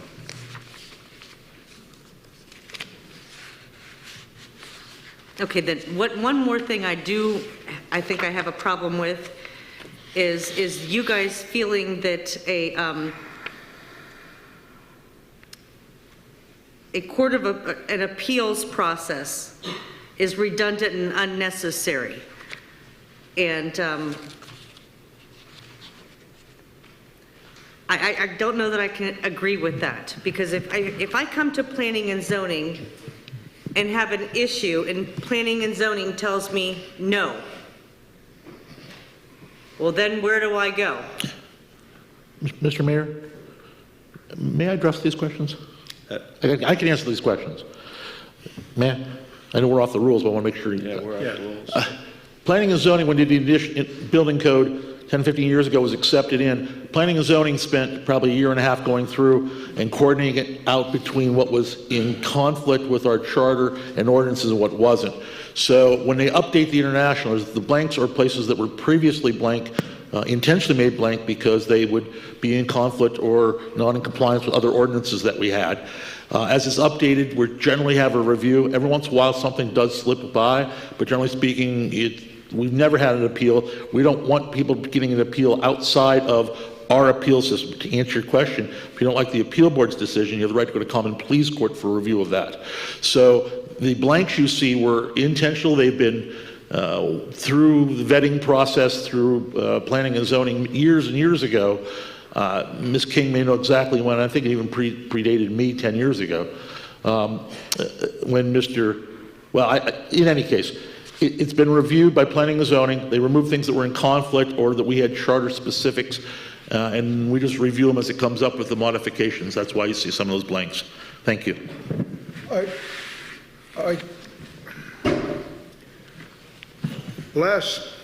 Excuse me.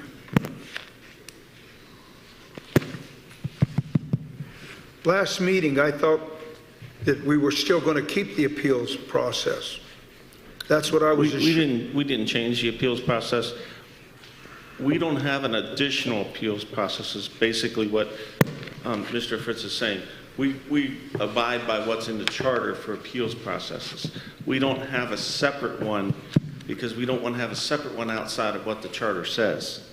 That's the one that was read it out, Mark. I asked that question on the floor. That's the one that was read it out, and you said it had been read it out in 2018. Is that, am I? 2018 when we adopted the 2015 International Code. Yeah. Okay. Because it conflicts with our current appeals process. Okay. Anybody else have anything else? Just one more final little thing. Kathy, Section 3 should read Section 108, Board of Appeals.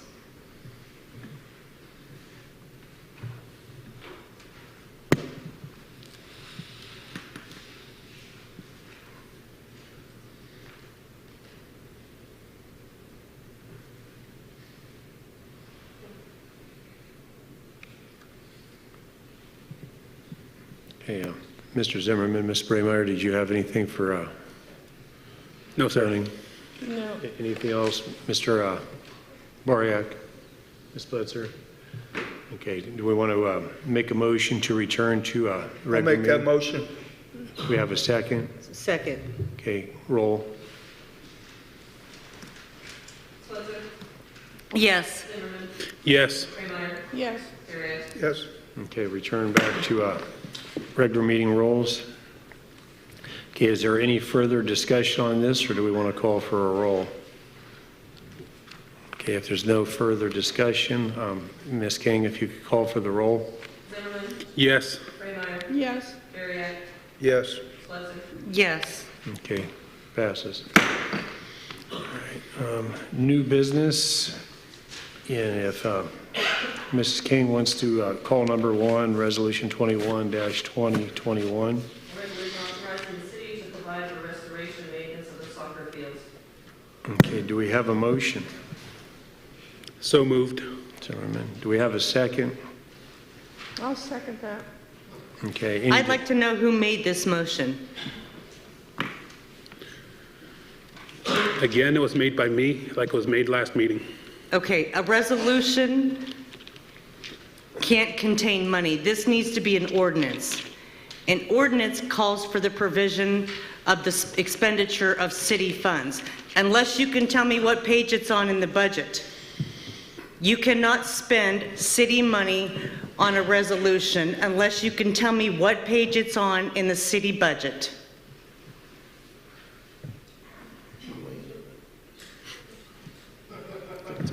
Okay. What page is it on, Mr. Lynch? If I may address it, Mr. Mayor? Yes. The budget's in place. The decision on where it would come from would be an administrative decision.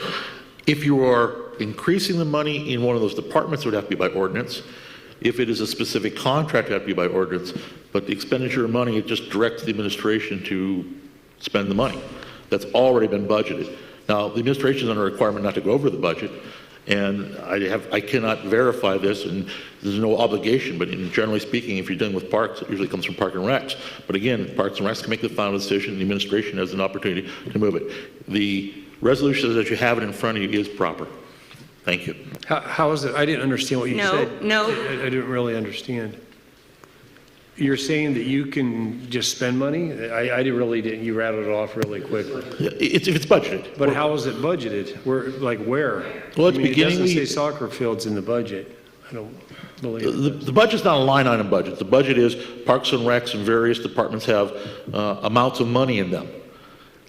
Every decision made doesn't do a line item. It doesn't say in the budget, this is for soccer fields, this is for basketball courts, this is for payment, this is for the replacing of vandalism. It's Parks and Recs. And this is by example. I'm not requiring finance to do this by Parks and Recs, but I'm suggesting that as long as that money is being spent and not going over that budget without coming to council, it's just directing that money to be where it's being spent at, not where it comes from. It's up to the administration to make sure they stay within the budget that's provided. Are you saying then the total budget itself for the year? That's what you mean? Yeah, again, it's not line item. It's Parks and Rec says so much. Now, there are certain things that over the course of the years, for either audit purposes, they had to create a separate account. I'm going to say, for example, and again, I'm not the auditors, but I believe when they started the flowers in the cities, they required to have a separate account in order to make sure they didn't have any audit problems. So that became a line item. But when you go to streets, you may have a section that says out of the general fund so much goes to paving, but it doesn't say how much goes to hinges and cleanings and everything of that. Those administrative decisions. And so if you direct the city streets department to, as you suggested, to do beautification, you say we suggest that we spend $15,000 beautification.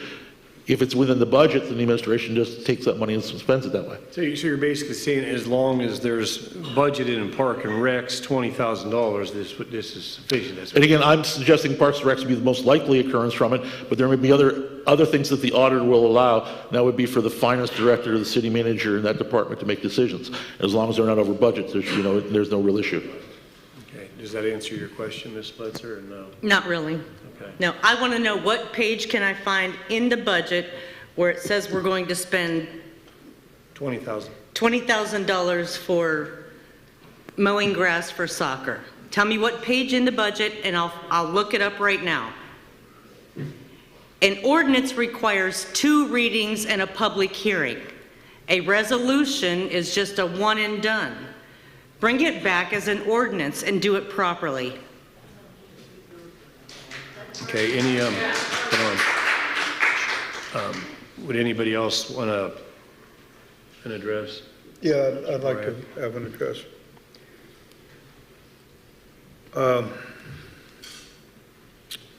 Like I said last meeting, I don't want the kids in a dark alley. I want them on a playground. But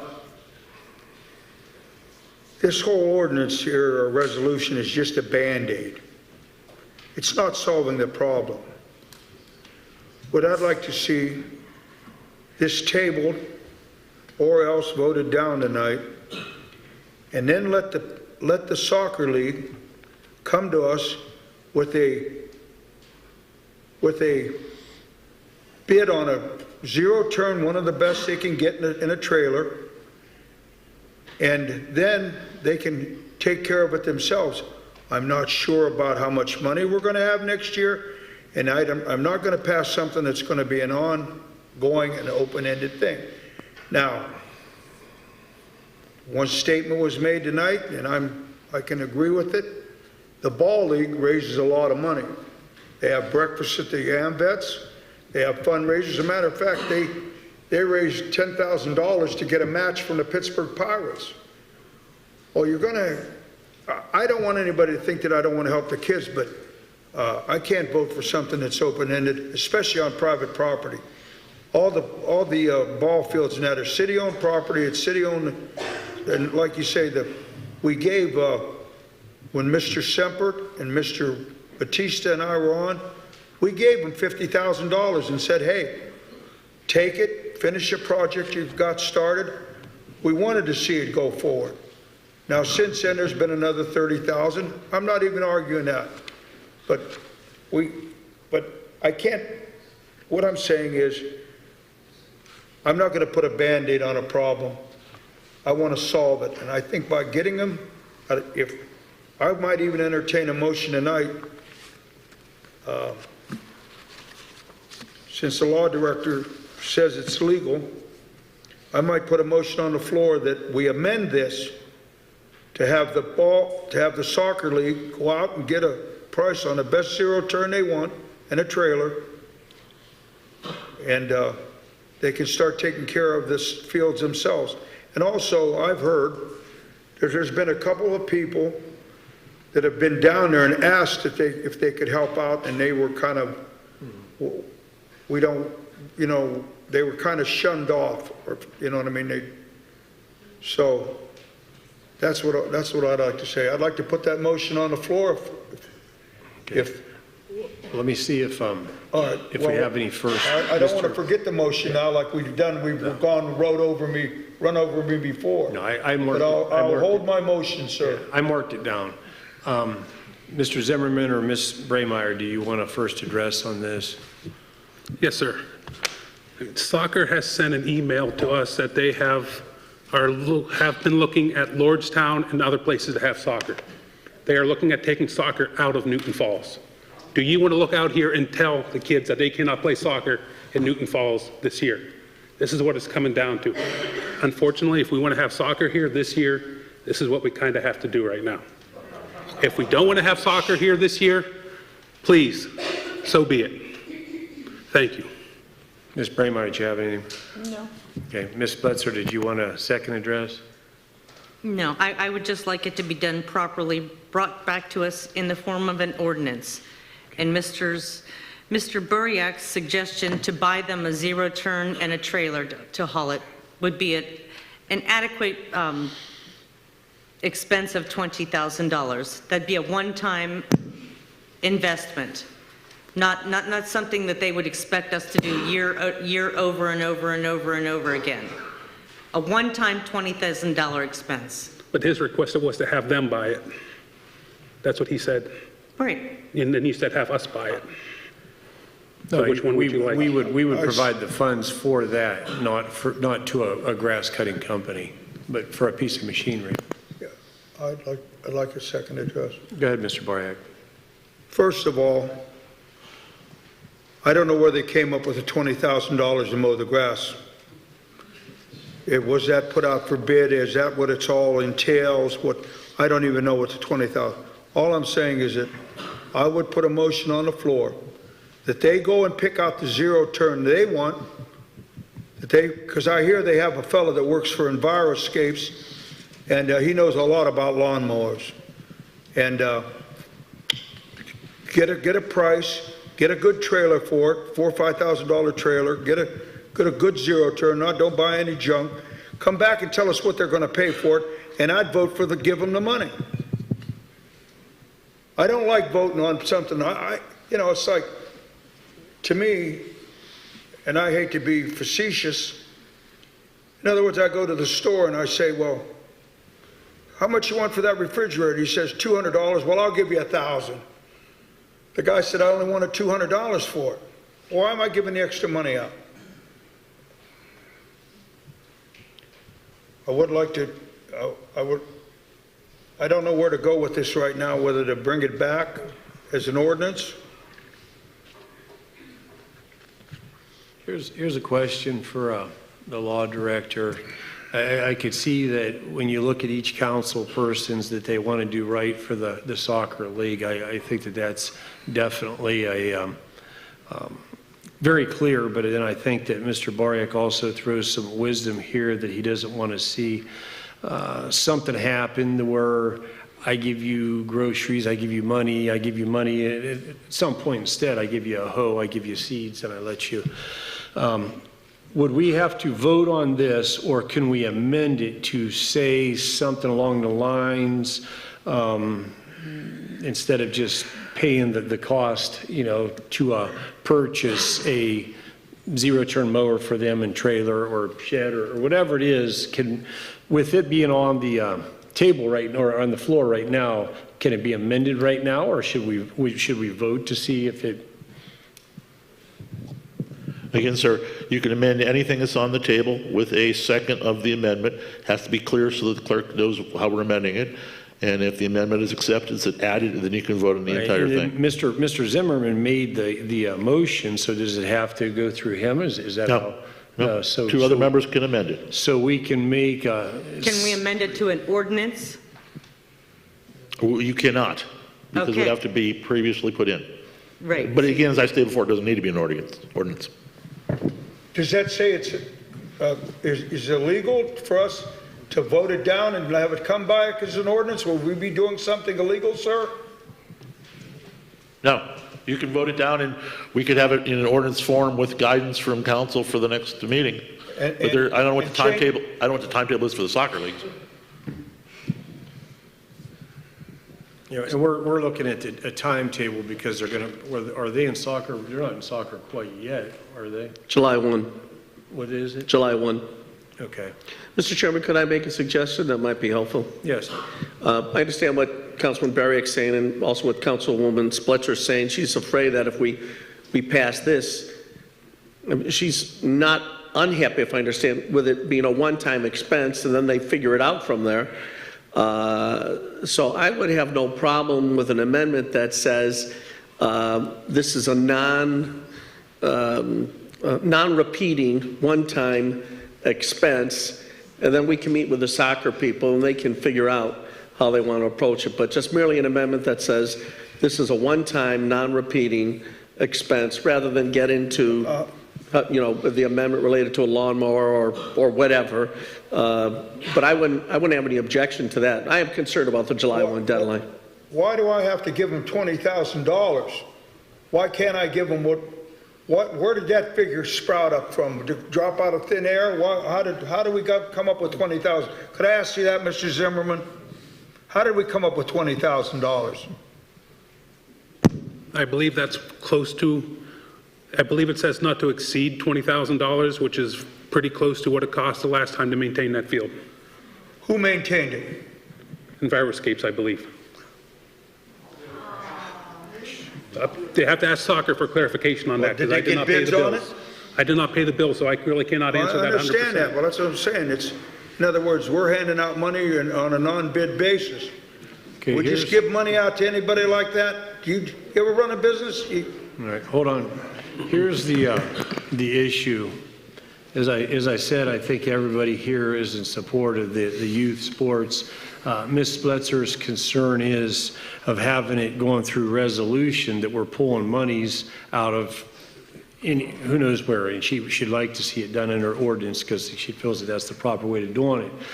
My other concern, Mayor, I apologize. My other concern is spending city money to maintain private property. Yeah, I mean, and that's a good point. I remember having a storefront in town and just joking with one of the city employees when I was out there with the shovel and snow. All you guys have to do is swing that truck through here one time. And I said, you'd have it cleared up. You'd save me an hour and a half. Oh, we can't do that. This is private property. So she's correct there on that.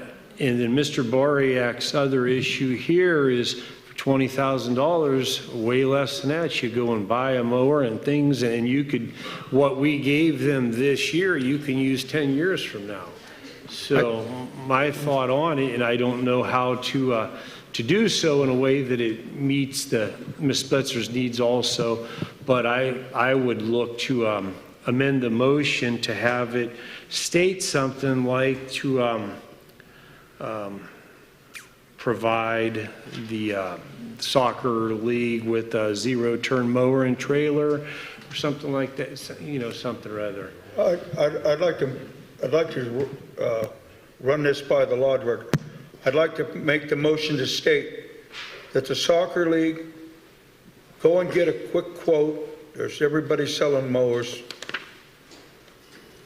Get a quick quote for a trailer and the best zero turn they want, and come back to this council. And if we have to have a special meeting, July 1st is, today's what, the 21st? Mm-hmm. That's 9-10 days away. Surely if they want to get a mower, they could find one and we could have a special meeting, call a special meeting. My motion would be that to let the soccer league go ahead and get what they want, bring us the bill, and for a trailer and a good zero turn, and I would appropriate the money if it had to go up to that figure, which I doubt. You get a heck of a good zero turn. If I may answer, at this point, it would seem kind of ridiculous to give a resolution directing someone else what they need to do with regard to the soccer organization. You would just vote this measure down and make it clearly known to them that they have to provide that information if they want any money from the city. We can't direct them by an ordinance or resolution. All right. Well, thank you. Vote this one down. All right. Thank you.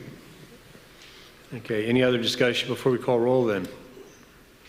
The only thing that if I could be recognized, Mr. Chairman, is that the league starts in 9 days. Mm. So we ought to think practically. That's what I was thinking. The best thing to do is to honor the amendment that Councilwoman Splitzer came up with to make it a one-time, non-repeating. That might be the best way to make sure that we don't You know, I mean, I think myself, the best way to do so is, like I said, I think to just throw out cash. I mean, I've coached a lot of teams here, and I've never said that if you don't do things my way, I'm going to take my ball and go home.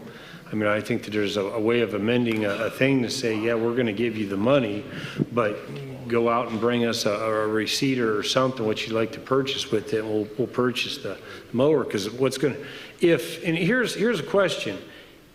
If the grass needed cut this year, why isn't it going to need cut next year? It will. So who's going to cut it next year? They have to figure it out on their own. I mean, I presume they buy zero turn mower. I mean, they're going to say next year, well, you know what, we're going to Lordstown. I mean, so do we want to, and here's the last question, do we want to amend this to purchase them a mower, or do we want to vote and take the chance of nothing? I mean, what's behind door one or door two? Yeah. I mean, if somebody either amend it, or we're going to just call for the roll. I think that right now the confusion is that we better just vote on it. All right. If that's And what then we're going to do. let's come back with it. If it fails, we can come back with it real quick. All right. Let the city manager rewrite it, or Mr. Zimmerman, or whoever wrote. They wouldn't even tell me who wrote it, who sponsored it. All right, here's if it goes down, whoever sponsored it, I think it was Mr. Zimmerman, if maybe you want to rewrite another ordinance for the July 6th meeting about purchasing a mower if it goes down. Mrs. King, if you want to call for the roll. No. Spitzer? No. Zimmerman? Yes. Freemeyer? Yes. Okay. No.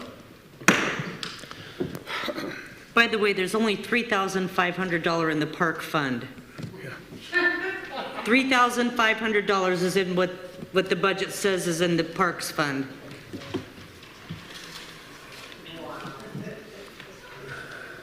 But before we go to the next one, I mean, I'm a person of my word.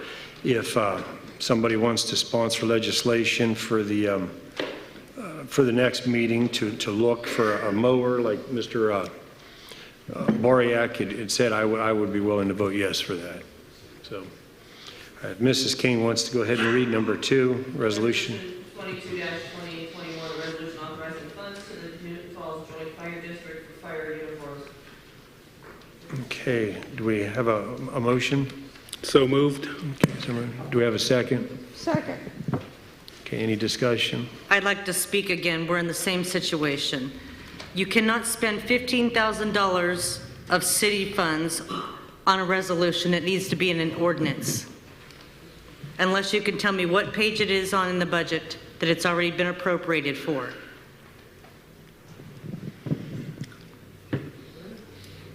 Okay, who are you relaying that to? Mr. Zimmerman. I have some questions when I can have the floor, sir. Ms. Spitzer has the floor for a couple more minutes. Sorry. It's all right.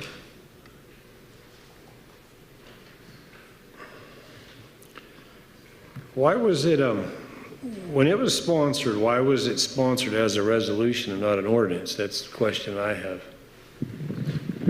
If I may address that, Mr. Mayor, it's the same as the last one. If there is funds within the budget, Mr. Spletzer just mentioned there's Parks and Rec for $3,000, but we mow it and do everything else, so it must come from some part of the general fund money. Again, the finance department would be the final decision-making with the administration, with the city manager. And then we've survived audits before, so I'm assuming that that money comes from somewhere. When I said earlier that the $20,000 would be budgeted, I made it clear that that was if that was the money was available. I don't know where the money comes from. I'm not making that decision now with this microphone in my hand. I'm sure the administration will take the time, look to the budget, make the determination. Having said that, Mr. Mayor, it ends up being the same thing. If there is money that's been put in the general fund, that general fund money can actually be spent on almost anything. Now again, the finance department is required to make sure they verify with auditors, the auditors that we particularly hire, in order to verify some things in advance. That's what's happened in the past. But this money is, I can't speak from where it's going to come from, but their money is available as long as we don't go over the budget as assigned. There are certain things that cannot be transferred. things from the enterprise funds, from the water department, the electric department. Those things cannot be touched by other sections. And it gets rather confusing, and I don't want to get into the details of all of it, but for example, the cost for the city manager, there is a formula we have to use because a portion of that is attributed to the electric department. A portion of his salary is attributed to the water department because they get services from the city manager. So all that stuff is part of the budget. When we have these resolutions mid-year, your administration is making sure they don't go over the budget that this council passed last November. Now again, every November we have another budget, and if you believe a line item should be there for the soccer team, you have the right to bring it forth at the budget hearings, and you make a line item. But as it stands now, this is an expense that came up mid-year.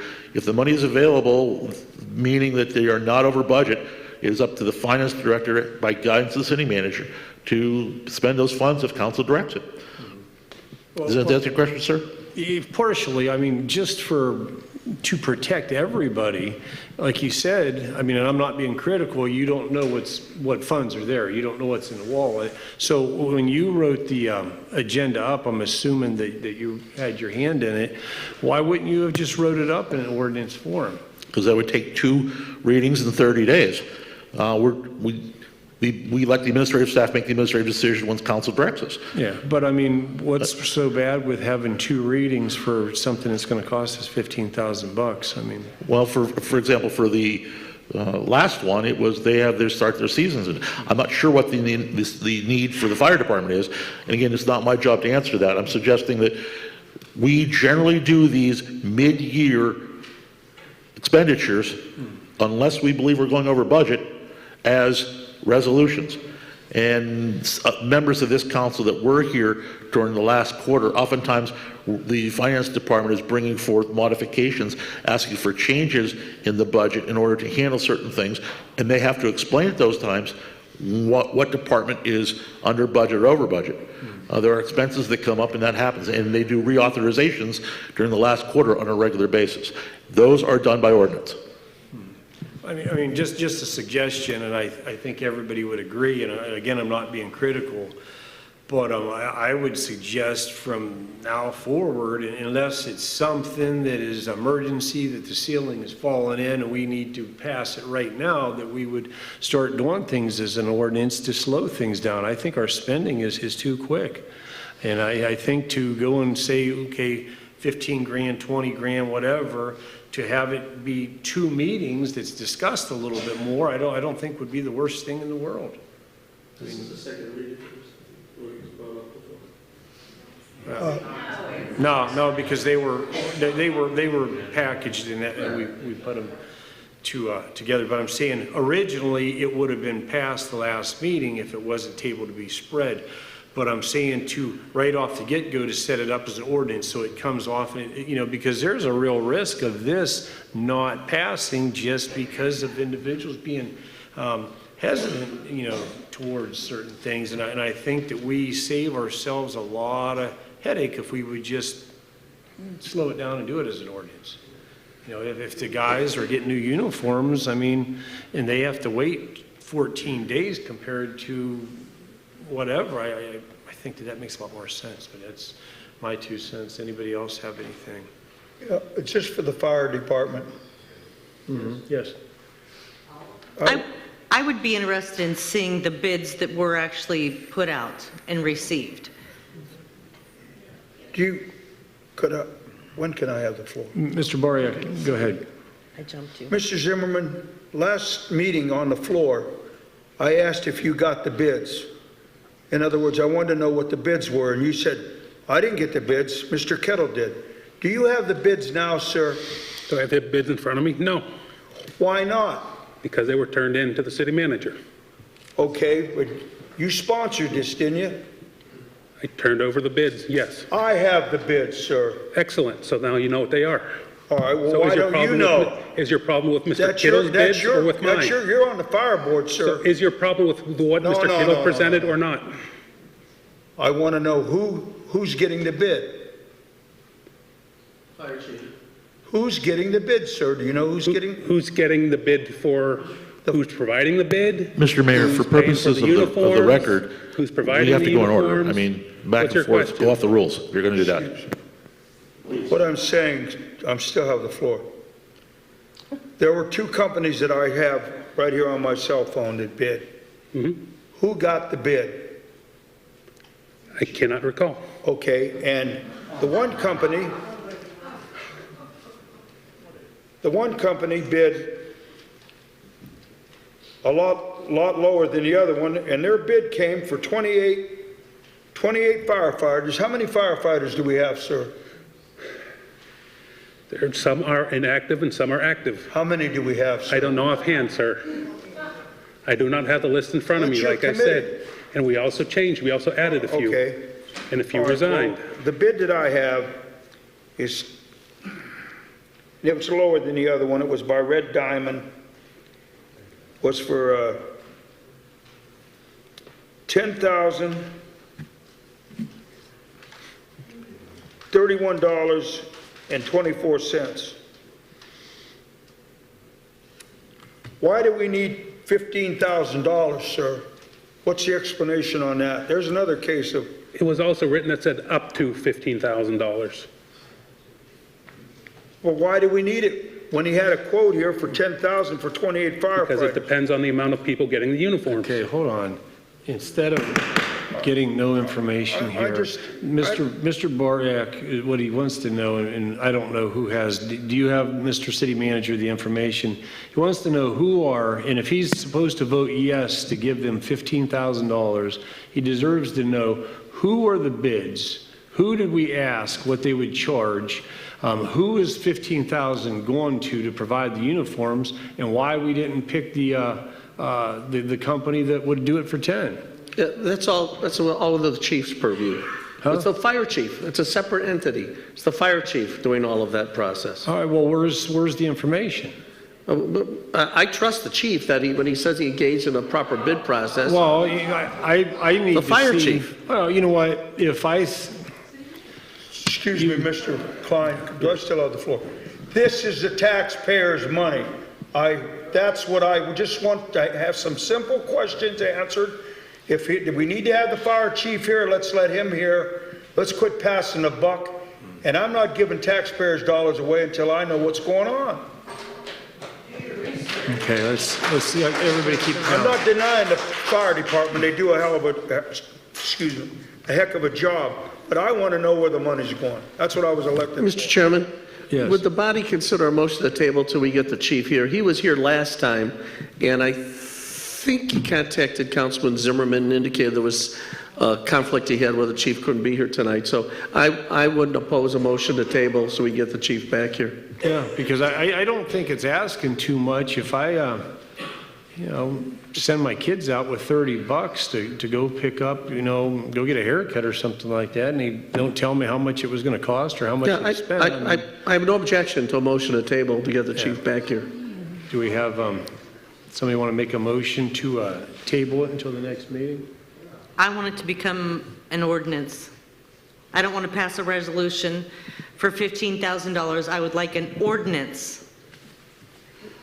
Okay, can we... I'll vote this one down, and if they want to bring it back, it needs to be done as an ordinance. Yeah, we can have the chief and everybody. Okay, and I believe, Mr. Fritz, is it not possible to say we table this till the July 6th meeting, having it redone as an ordinance and having the fire chief here to give us the bids that he has? You can, Mr. Mayor, but you need a first and a second. Right now, we don't have either. All right. Can we pass that as an emergency, Mr. Fritz?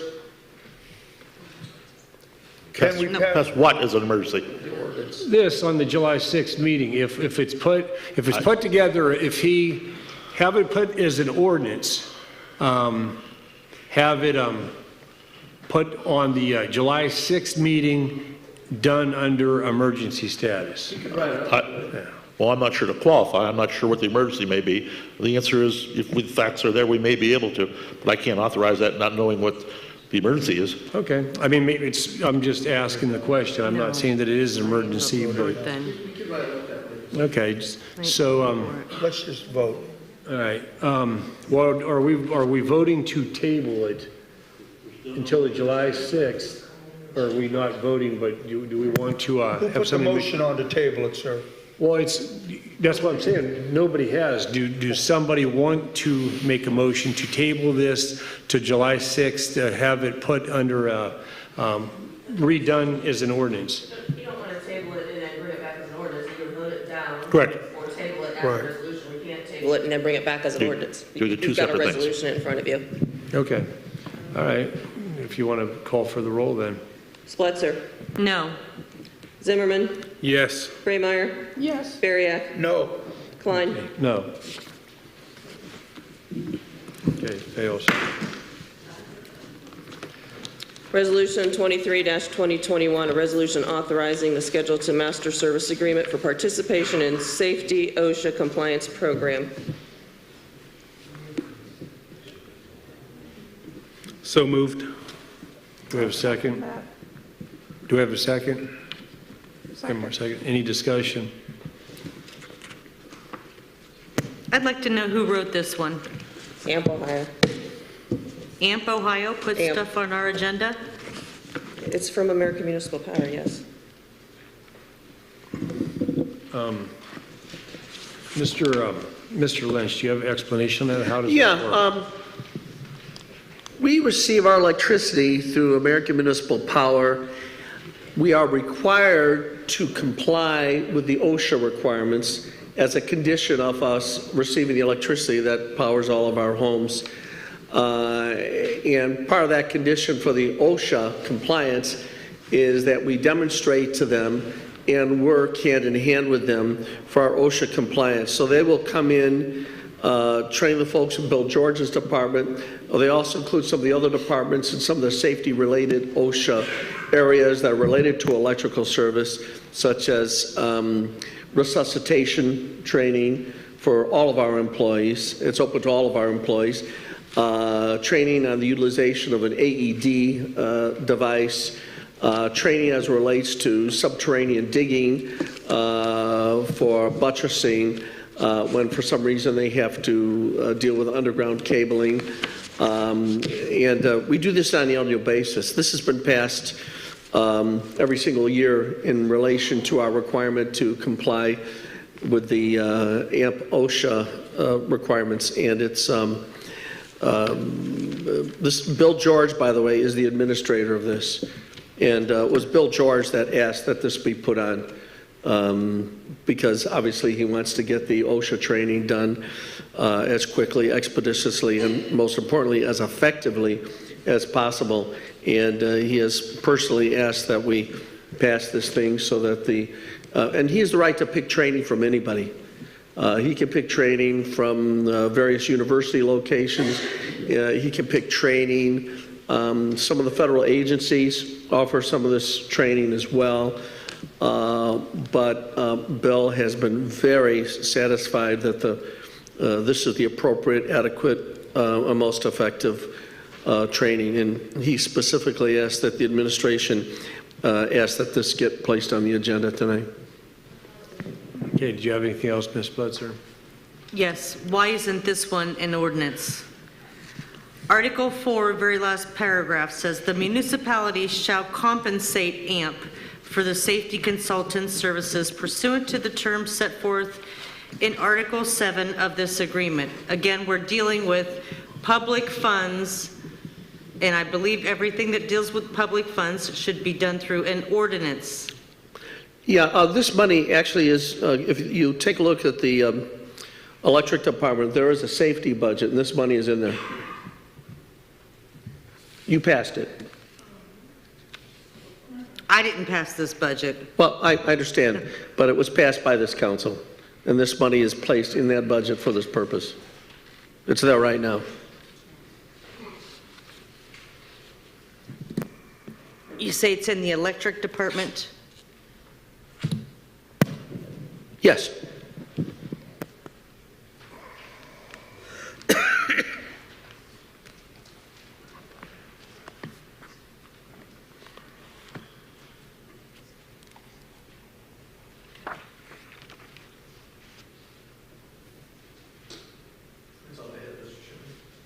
Okay.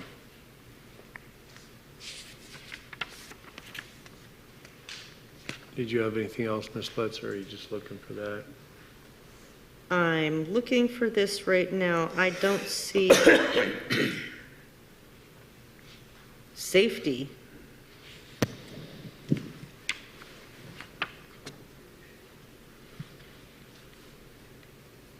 Is it under professional services?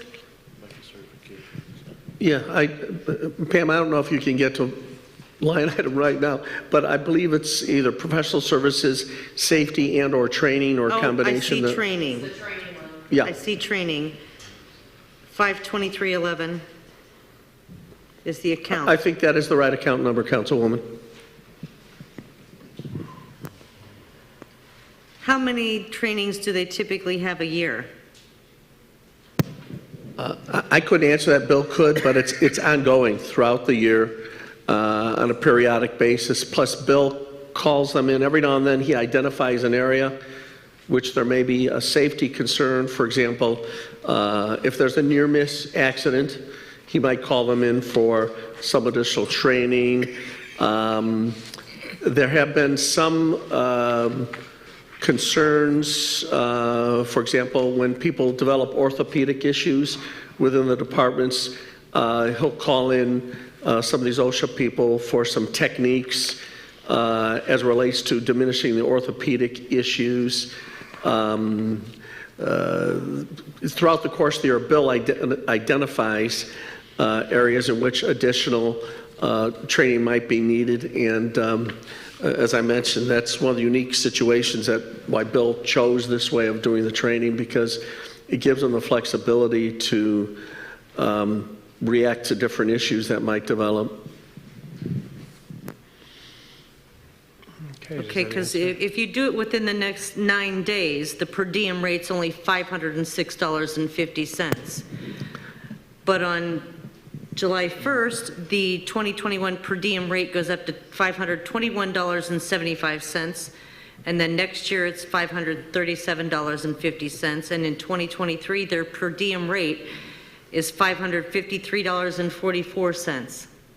Yeah, Bill is very aware of this, and he's been administering that, and quite frankly, he's been very efficient in making sure there's a sound application of those things. So I leave this to his judgment. By the amount of the budget, it looks like they've got $5,615.85 in here. Do they do about 10 trainings a year? I can't give you a specific answer because Bill confers with me, sets up a training, uses one of the training rooms, and he knows to stay within his budget, so I imagine the answer is yes. Thank you. Okay, would anybody else like to speak on this? All right, we want to call the roll then? Yes. Yes. Perriak. Yes. Yes. Okay, passes.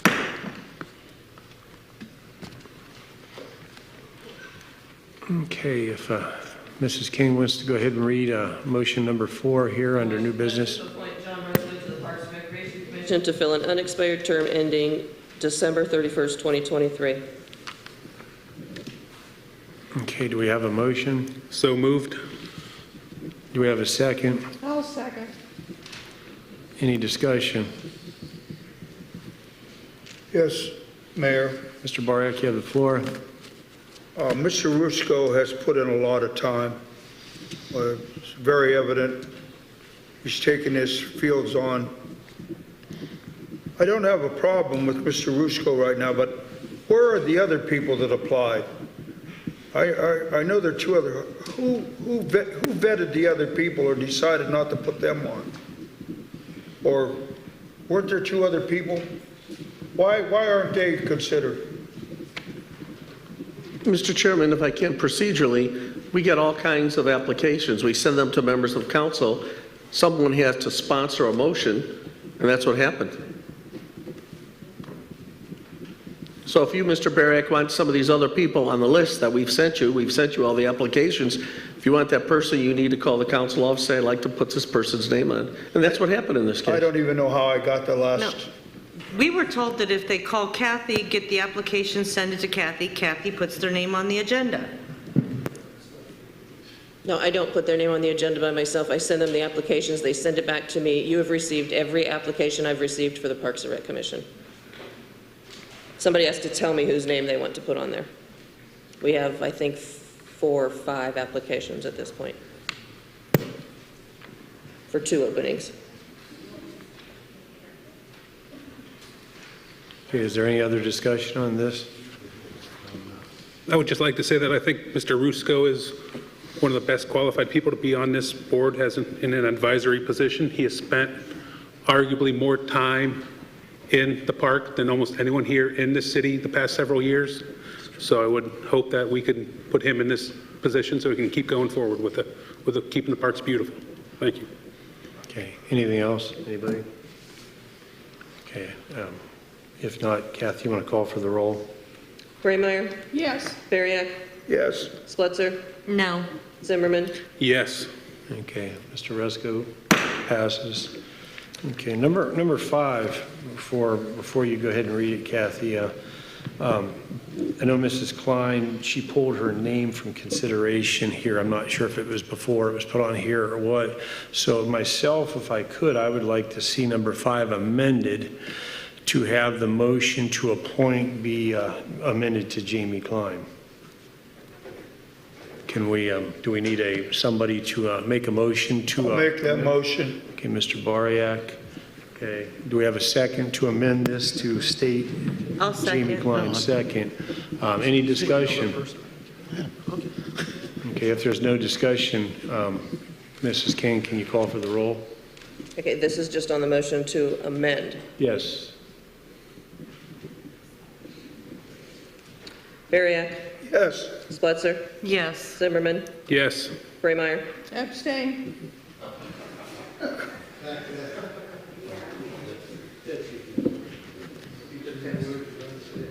How did it pass? You have 3 yeses. Well, So it's been amended to. wait, hold on. Explain to me why she can abstain and it passes when we went through a month worth of her abstaining and it fails. 3 yeses. You got 3 yeses. Okay, all right. My bad. You're right. All right, passes. Okay, so Now we go. And if somebody wants to make a motion as read, and just, if Mrs. King could read it with, hold on, let her read the, with Jamie Klein in there. Motion to appoint Jamie Klein to the Parks and Recreation Commission to fill an unexpired term ending December 31st, 2021. Okay, somebody want to make that motion? So moved. Okay, do we have a second? Second. Okay, any discussion? Okay, roll. Spletzer? Yes. Zimmerman? Yes. Braymeyer? Yes. Bariak? Yes. Okay, passes. All right. So if Jamie Klein's watching, you're on Park and Rec. She's right here. Oh, okay, there you go. All right. Where are we at here? Number 6, a motion to nullify the automated meter reading opt-out application. I need permission to go to the restroom, and this is the stuff that I sponsored. So Okay. I need to give you a moment. Can we take a 5-minute recess so I can get some water? Mayor, or could we put a motion? Yeah, if, make a motion real quick. I'd like to make a motion. We have a 5-minute recess. Do we have a second? All right, we'll take 5. I got to do the same.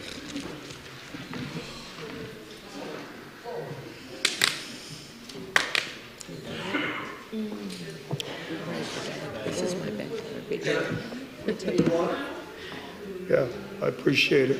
I think there's some underneath the thing right there. They're warm. Dave, I think there's some underneath the ledge. John, there's someone underneath the desk. Where's it at?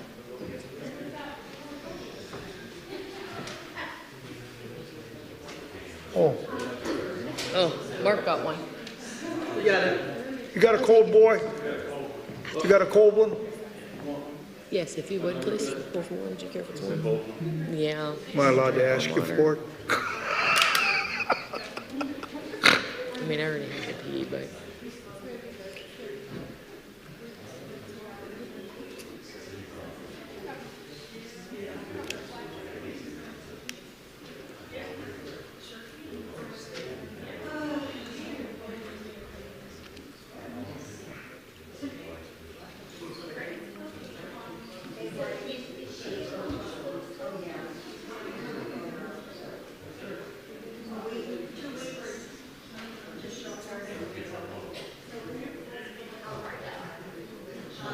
Does anyone have any cough drops? Anybody have any cough drops at all?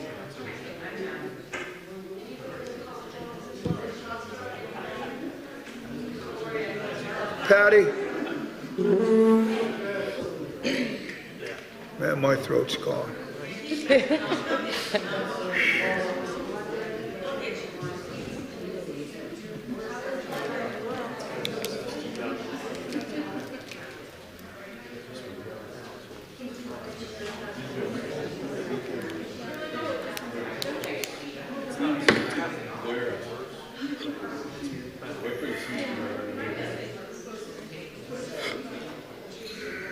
Hey, you gonna pass that out to anybody?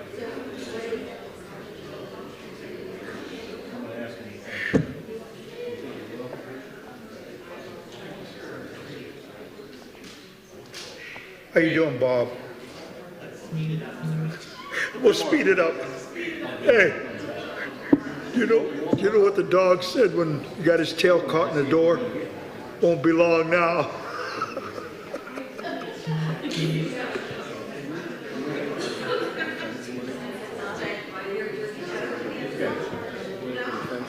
We told him they'll come back. 50,000.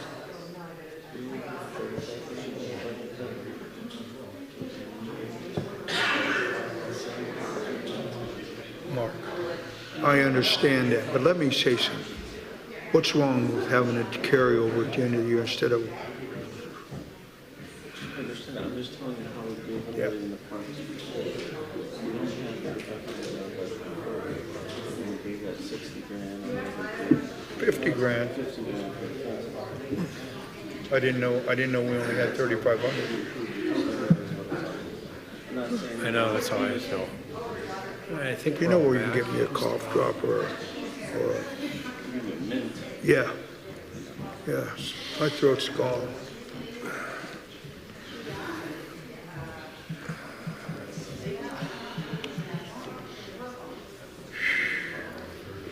All right, if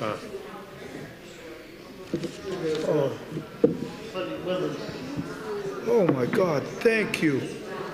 Thank you. Bless you. Oh. You want one test? okay, we good to go. If Mrs. King wants to go ahead and read number 6 on new business. A motion to nullify the automated meter reading opt-out application. Okay, do we have a motion? I'm sorry, I didn't hear. Motion to nullify the automated meter reading opt-out application. I'll make that motion. Second. Okay, any discussion?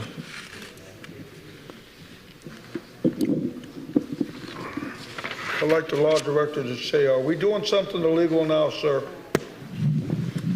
I don't know. What's, are you opting out the application? The actual form? The form sets the rate on it too. Okay. Okay. No. No. Okay. Yeah, you can opt out the form, but what the administration's going to have to put another one in place. I mean, you have to have a form.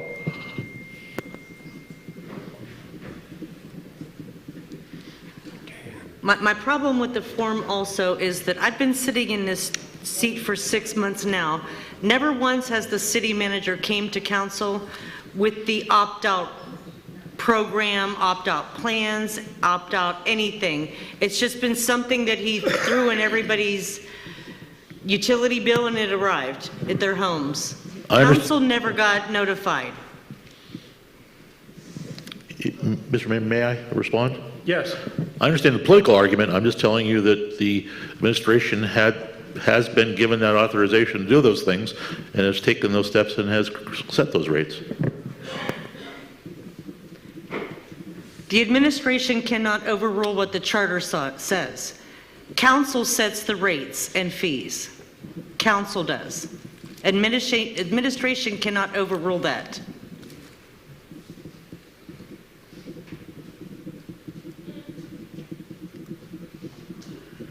Article 3, Section 9, powers. There are previous ordinances that give the authorization. Previous councils have given that authority on those certain items, and this would be one of them. You're talking about that thing from 2002? I believe so. No, that thing from 2002 does not do that.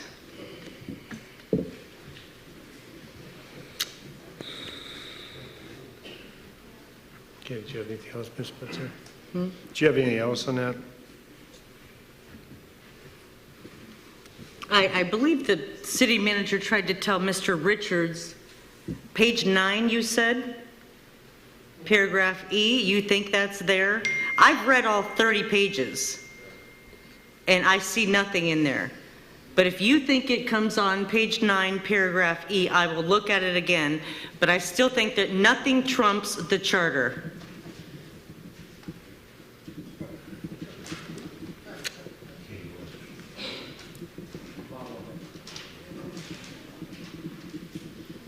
Okay, is there any other discussion? Anybody want to first? Mr. Zimmerman, Ms. Berrymeyer, Mr. Boriak? No, sir.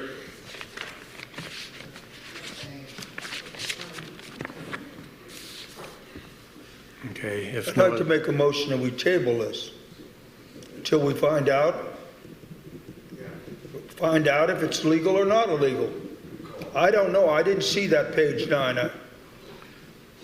okay, how would you like the, I'd like to, until we get a clarification, I'd like to, for next meeting, I'd like to table this motion to nullify the automatic meter reading and just table it till we find out.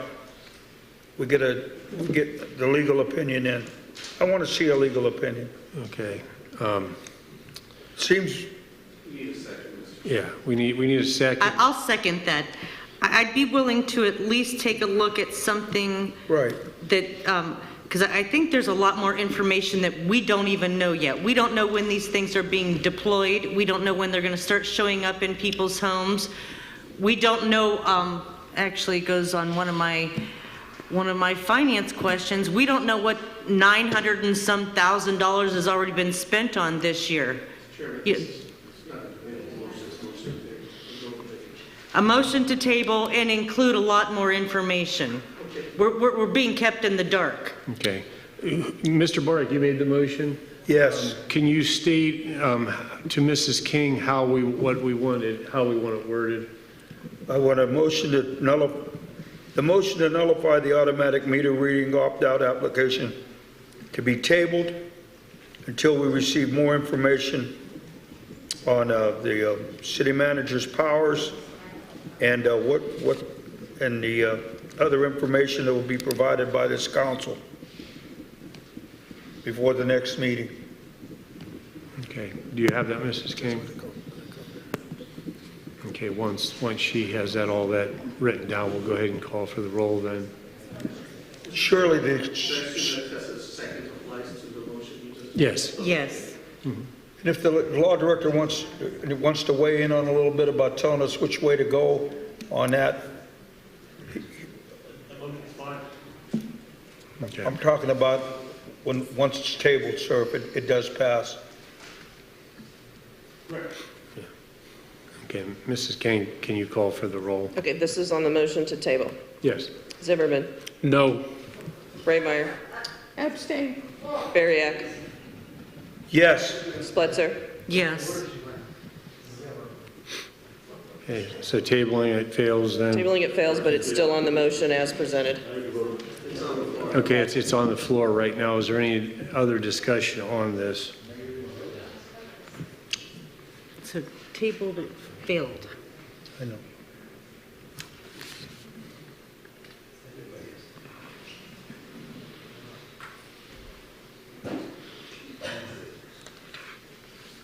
Okay, do we want to call for the roll or do we have any discussion on this?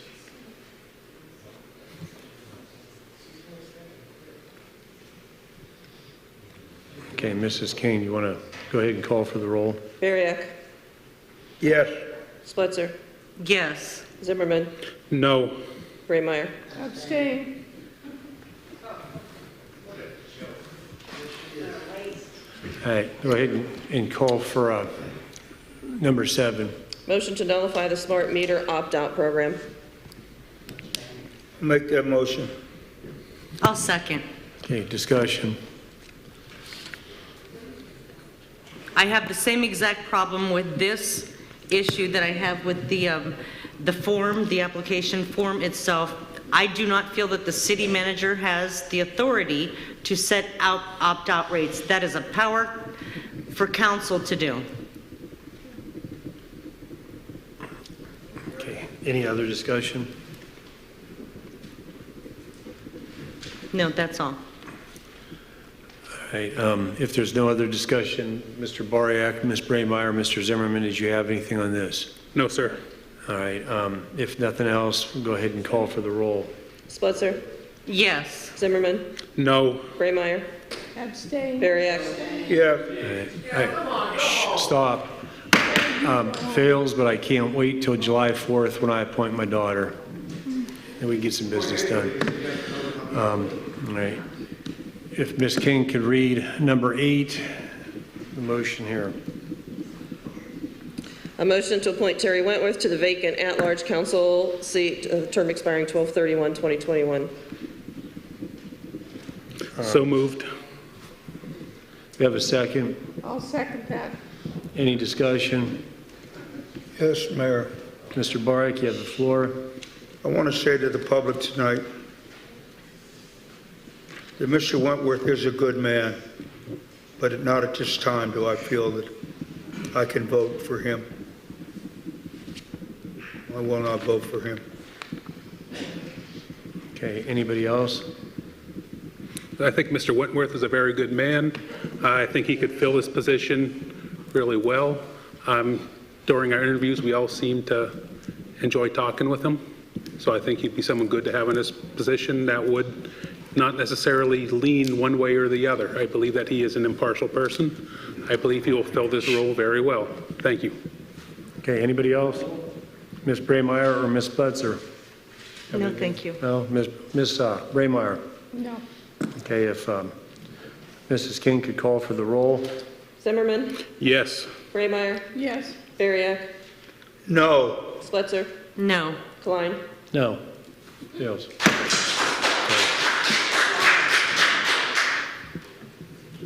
Motion to set the recall election for the 4th Ward for Tuesday, November 2nd, 2021. We have a motion. So moved. Second.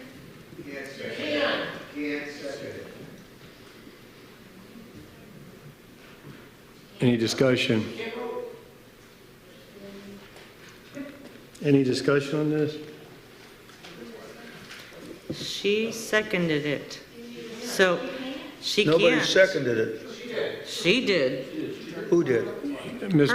Braymeyer seconded it. Braymeyer. Oh, I didn't hear it. Okay, is there any, shh, everybody keep it down. That's up to our law director after it's all said and done to go ahead and file charges on one person just like he would on anybody else if it's an ethics violation.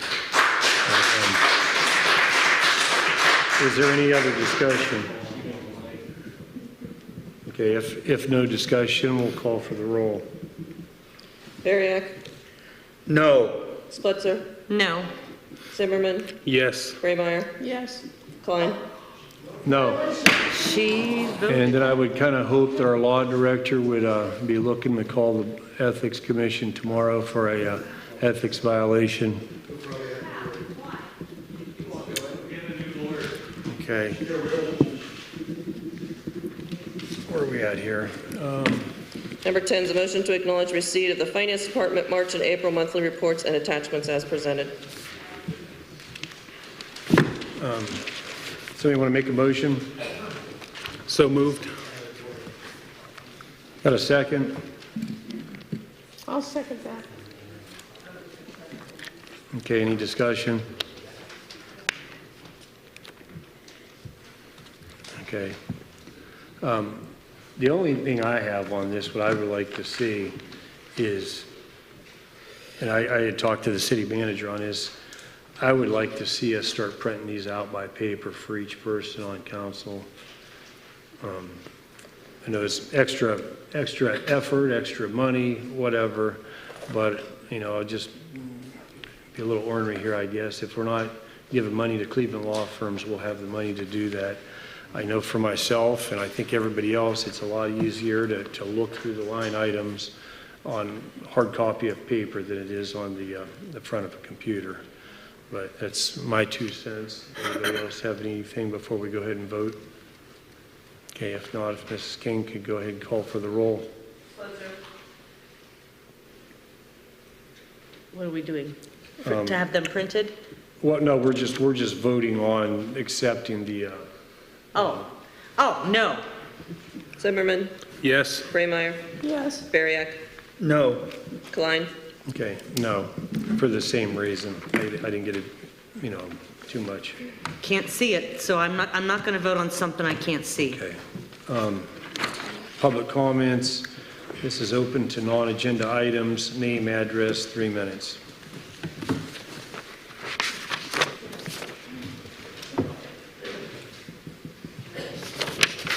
Good evening. Brian Crop, 2470 Elizabeth Street. I'll try to be quick. I just want to kind of touch on something, Mr. Fritz, you mentioned earlier, and you spoke kind of passionately about how you've been kind of railroaded or maybe singled out. And I would like to just kind of point out that there's body language, there's the way you address people, the way you like you're looking at your phone right now, while I'm addressing you, just ignore me. So that's, you wonder why you get the things that you get. I would commend you on the way you responded to Mrs. Sputzer when you spoke with Ms. Sputzer. Like, that's how we as the public would like to hear our public servants speak to the public officials. I think that was an ideal opportunity for you to kind of see the difference between how you behave a lot of times, like most times, which is why people think or say you condescend or you can't win a bout, you can't win no matter which way you go. Just the way you addressed Mrs. Sputzer after the fact, that was professional, and that's what we expect. Nothing more, nothing less. Ms. Braymeyer, thank you for those ethics violations. We appreciate that very much. I'm sure Mr. Fritz, I'm a little disappointed, I will say, that he didn't address that immediately when it happened and maybe recommend to you as our law director to let you know that if you did vote on those things that you would be potentially putting yourself up for an ethics violation. So you should maybe turn around and talk to him and have him suggest that to you, or maybe he should have told you that ahead of time just to save yourself that trouble. Mr. Mayor, thank you for running the meeting the way that you do. I look forward to getting the finance reports and seeing them all at depth, at length, and hearing more about those. And change is coming, guys. I'm looking forward to it. Have a great night.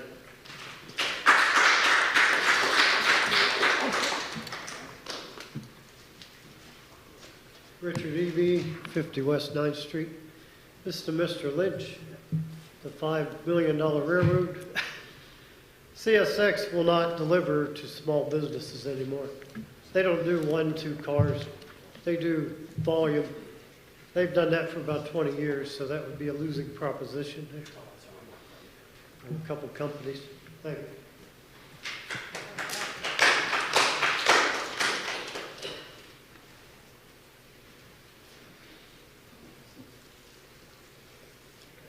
I just wanted to answer the ongoing question on on what the Board of Elections did. And some of us aren't nuts. Maybe some of us are. But I'll read this to you, and I'll provide. Why don't I provide the case and give it to Mr. Copeland? Because what it reads, our previous recall read, any member of council or mayor may be removed from office before expiration of his term by the qualified voters of the city. Procedure for such recall shall be that provided by the laws of the state of Ohio. That is the old recall. Now, when the court ruled, they ruled that because Mr. Bariak's case started and was turned in before the new amendment passed, the new ordinance passed for that we're talking about right now, our recall procedure, he had to be judged according to the old law, the one I just read you. And the old law stated the old ordinance stated that it had to be done in the general election. That's why it was done in the general election, because it says it right here. Am I right, Mr. Bariak? I was there. So was I. You weren't. I was. And that's what they ruled. You're telling a fib, Mr. Lynch. Because that's what they ruled. There it is. They ruled he had to, and that is on file for a case, Mr. Lynch, and it was February that it took action. They ruled it had to be the old procedure because it was started under the old procedure. Thank you. I did want to say something. I want to say thank you to someone with really sincere thank you to a police officer, Andy Harvey, who has helped my family out in a very hardship situation. And I want to commend him very much, the police and Andy Harvey, for that. Thank you.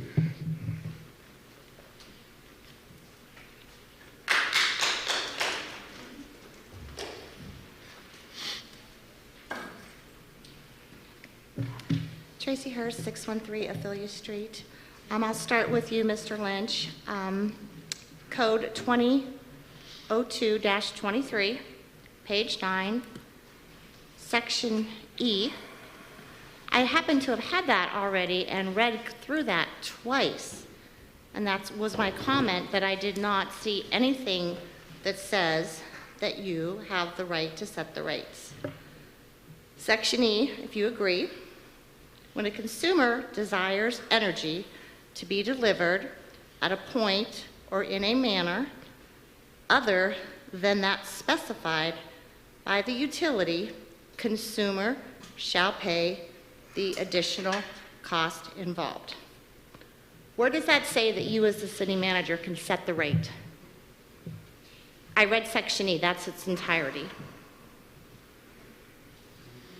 So if you can correct and have that information on exactly where it says you can set the rates, maybe for next meeting, because it's not here. I have it pulled up on my phone. Okay.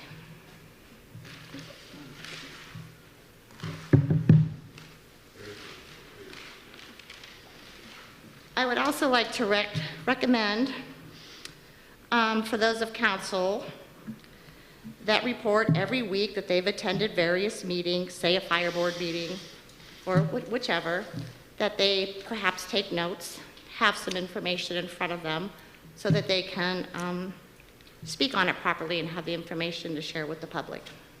Going to a meeting and coming to a meeting saying, I don't know. If you don't take notes, don't go to the meeting, because it's not serving us any without having the information.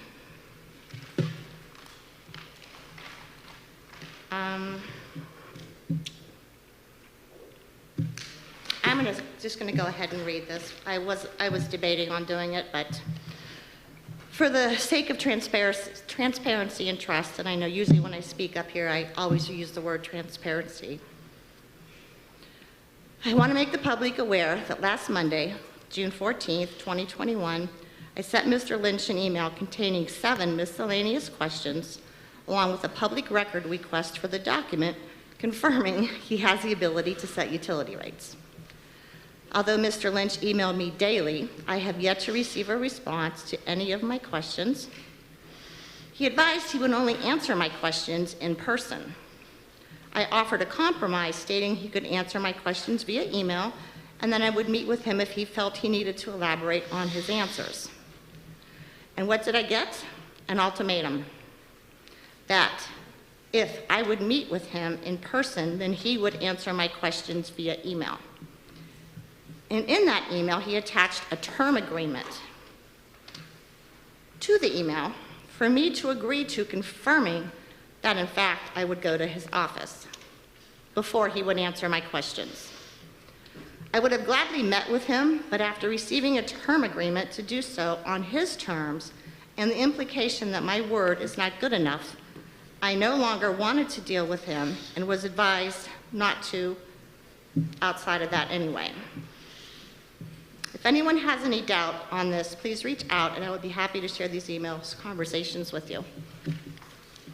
And Ms. Braymeyer, I'm just, again, another week of just disbelief that you're allowing the money to be spent and staying in a seat. You don't participate in the meetings. You have nothing to share every meeting. You abstain unless it suits you. And another ethics violation. I don't understand why you're putting the town through this. Your ward has spoken. I just don't understand why you continue to do it. And I feel bad for the people in your ward. Thank you.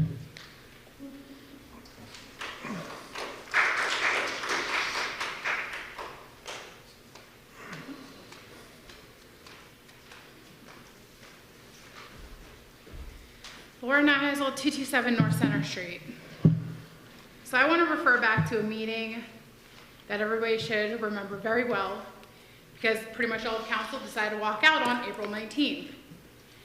On April 19th, there was a motion, and that motion was to set a recall for May 3rd of 2022. The biggest conversation of that meeting, which I did go back and read through, was whether Sandra could vote or not vote. What should have been the main conversation is whether it should have been on that date or not, since that's a primary election after a general election on November 3rd or 2nd, whichever one in November. That should have been brought up, but it wasn't. So it's okay to say that we can wait until a general election coming in November for this vote, but it wasn't even discussed back in April for a motion that was made for 2022.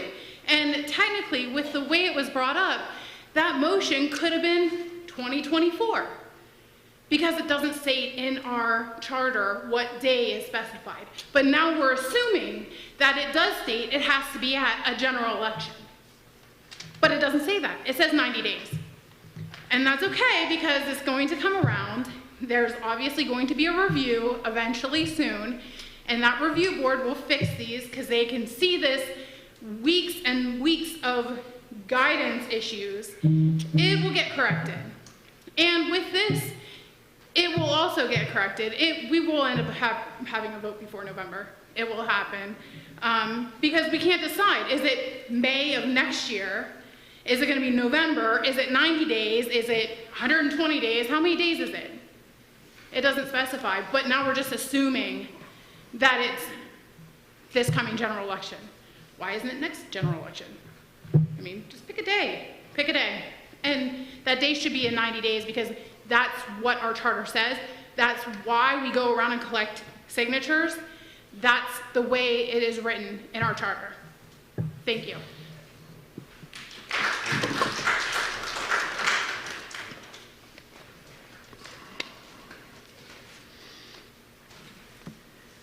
Hi, Marilyn Lee, 515 North Canal. I would like to address Lynch. When you go and have your $5 million meeting with CSX, maybe you can ask them to take some of the money off that some of the homeowners in Newton Falls have been doing repairs. And let's see, I've been mowing a yard next to the CSX building for 20 years now. You know, trees fall back behind on their property, which comes onto my property. I take care of it. A wonderful citizen that lives on the same street as me has been, you know, taking care of the CSX property near my house for many years. You also have the underpasses of the railroad that are not being taken care of either, that, you know, citizens have gone out and cleaned all that up. So maybe, you know, with your $5 million deal, how about, you know, let's see, if I charge $1,000 a year for the past 20 years, oh, look, there's $20,000 you could take off. Okay, I live right beside it. If me and my husband did not mow that yard next to our house and left it up to CSX, it would make our property look like crap every time. That's all I have to say. Thank you.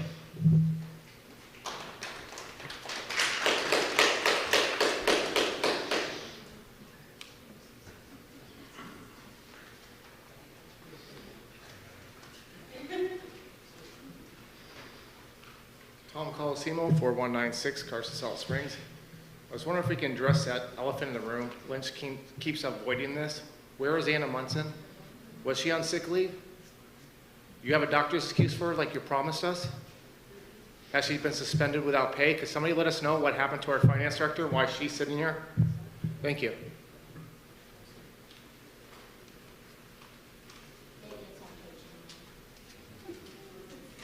Okay, anybody else?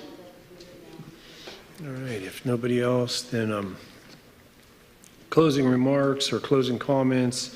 Mr. Zimmerman, do you have anything for Ward 1? Nothing tonight, sir. Okay, Mr. Bariak for Ward 2. Yes, just a couple things.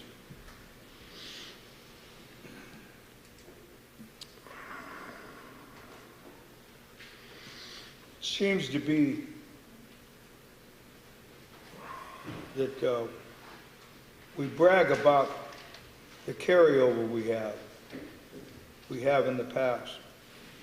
But then when we just want to give money away, and I don't mind if the money's given away, well, we know what we're doing, we know where it's going and how much, and it's earmarked, because it's not my money, it's your money, it's the taxpayers.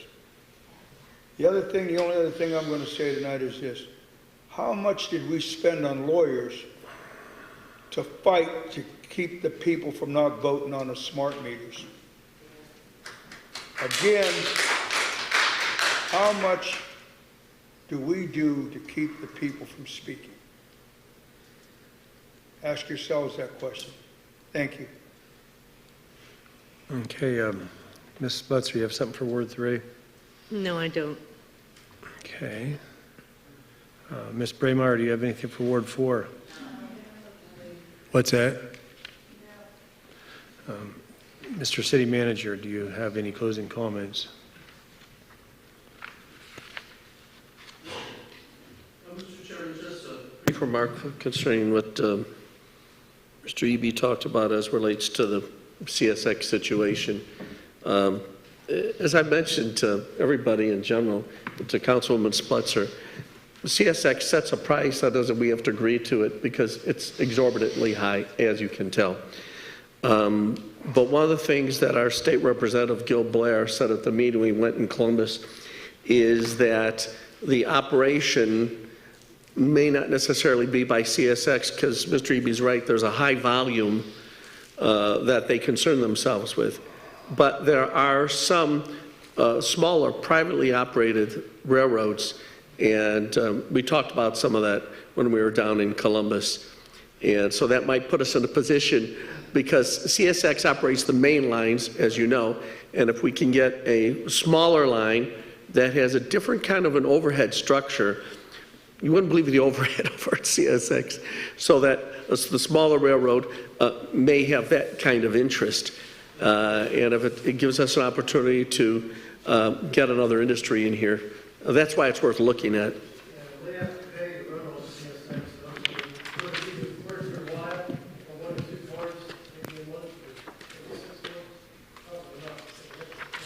That's all I had to say, Mr. Chairman. Okay, and I only got a couple of things here.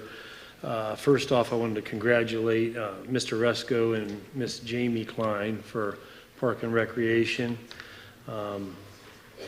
Secondly, a couple of the items that we had here tonight, I'd like to have wish we would have had him set as ordinances instead of resolutions. I would have liked to have been able to do something for the soccer and the fire department and such, some of these items that we have, instead of just, I don't know, sometimes, I have a budget in the wall in my room, and there's a certain amount of money that I can spend per month, and my wife knows that just because we haven't hit that ceiling yet, that she can't go out to a fashion bug or whatever, and, I don't know.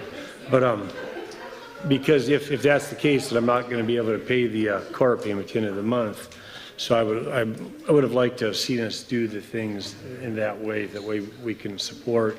My third item, I got 4 items here, is Ms. Neisel brought up the April 19th meeting. And a lot of people out of town bring that up to me like it's some historical thing or whatever. And at that meeting, if anybody doesn't remember, because of that meeting, I had charges pressed on me. And the reason was because I wanted to prevent an ethics violation, so up front I did so.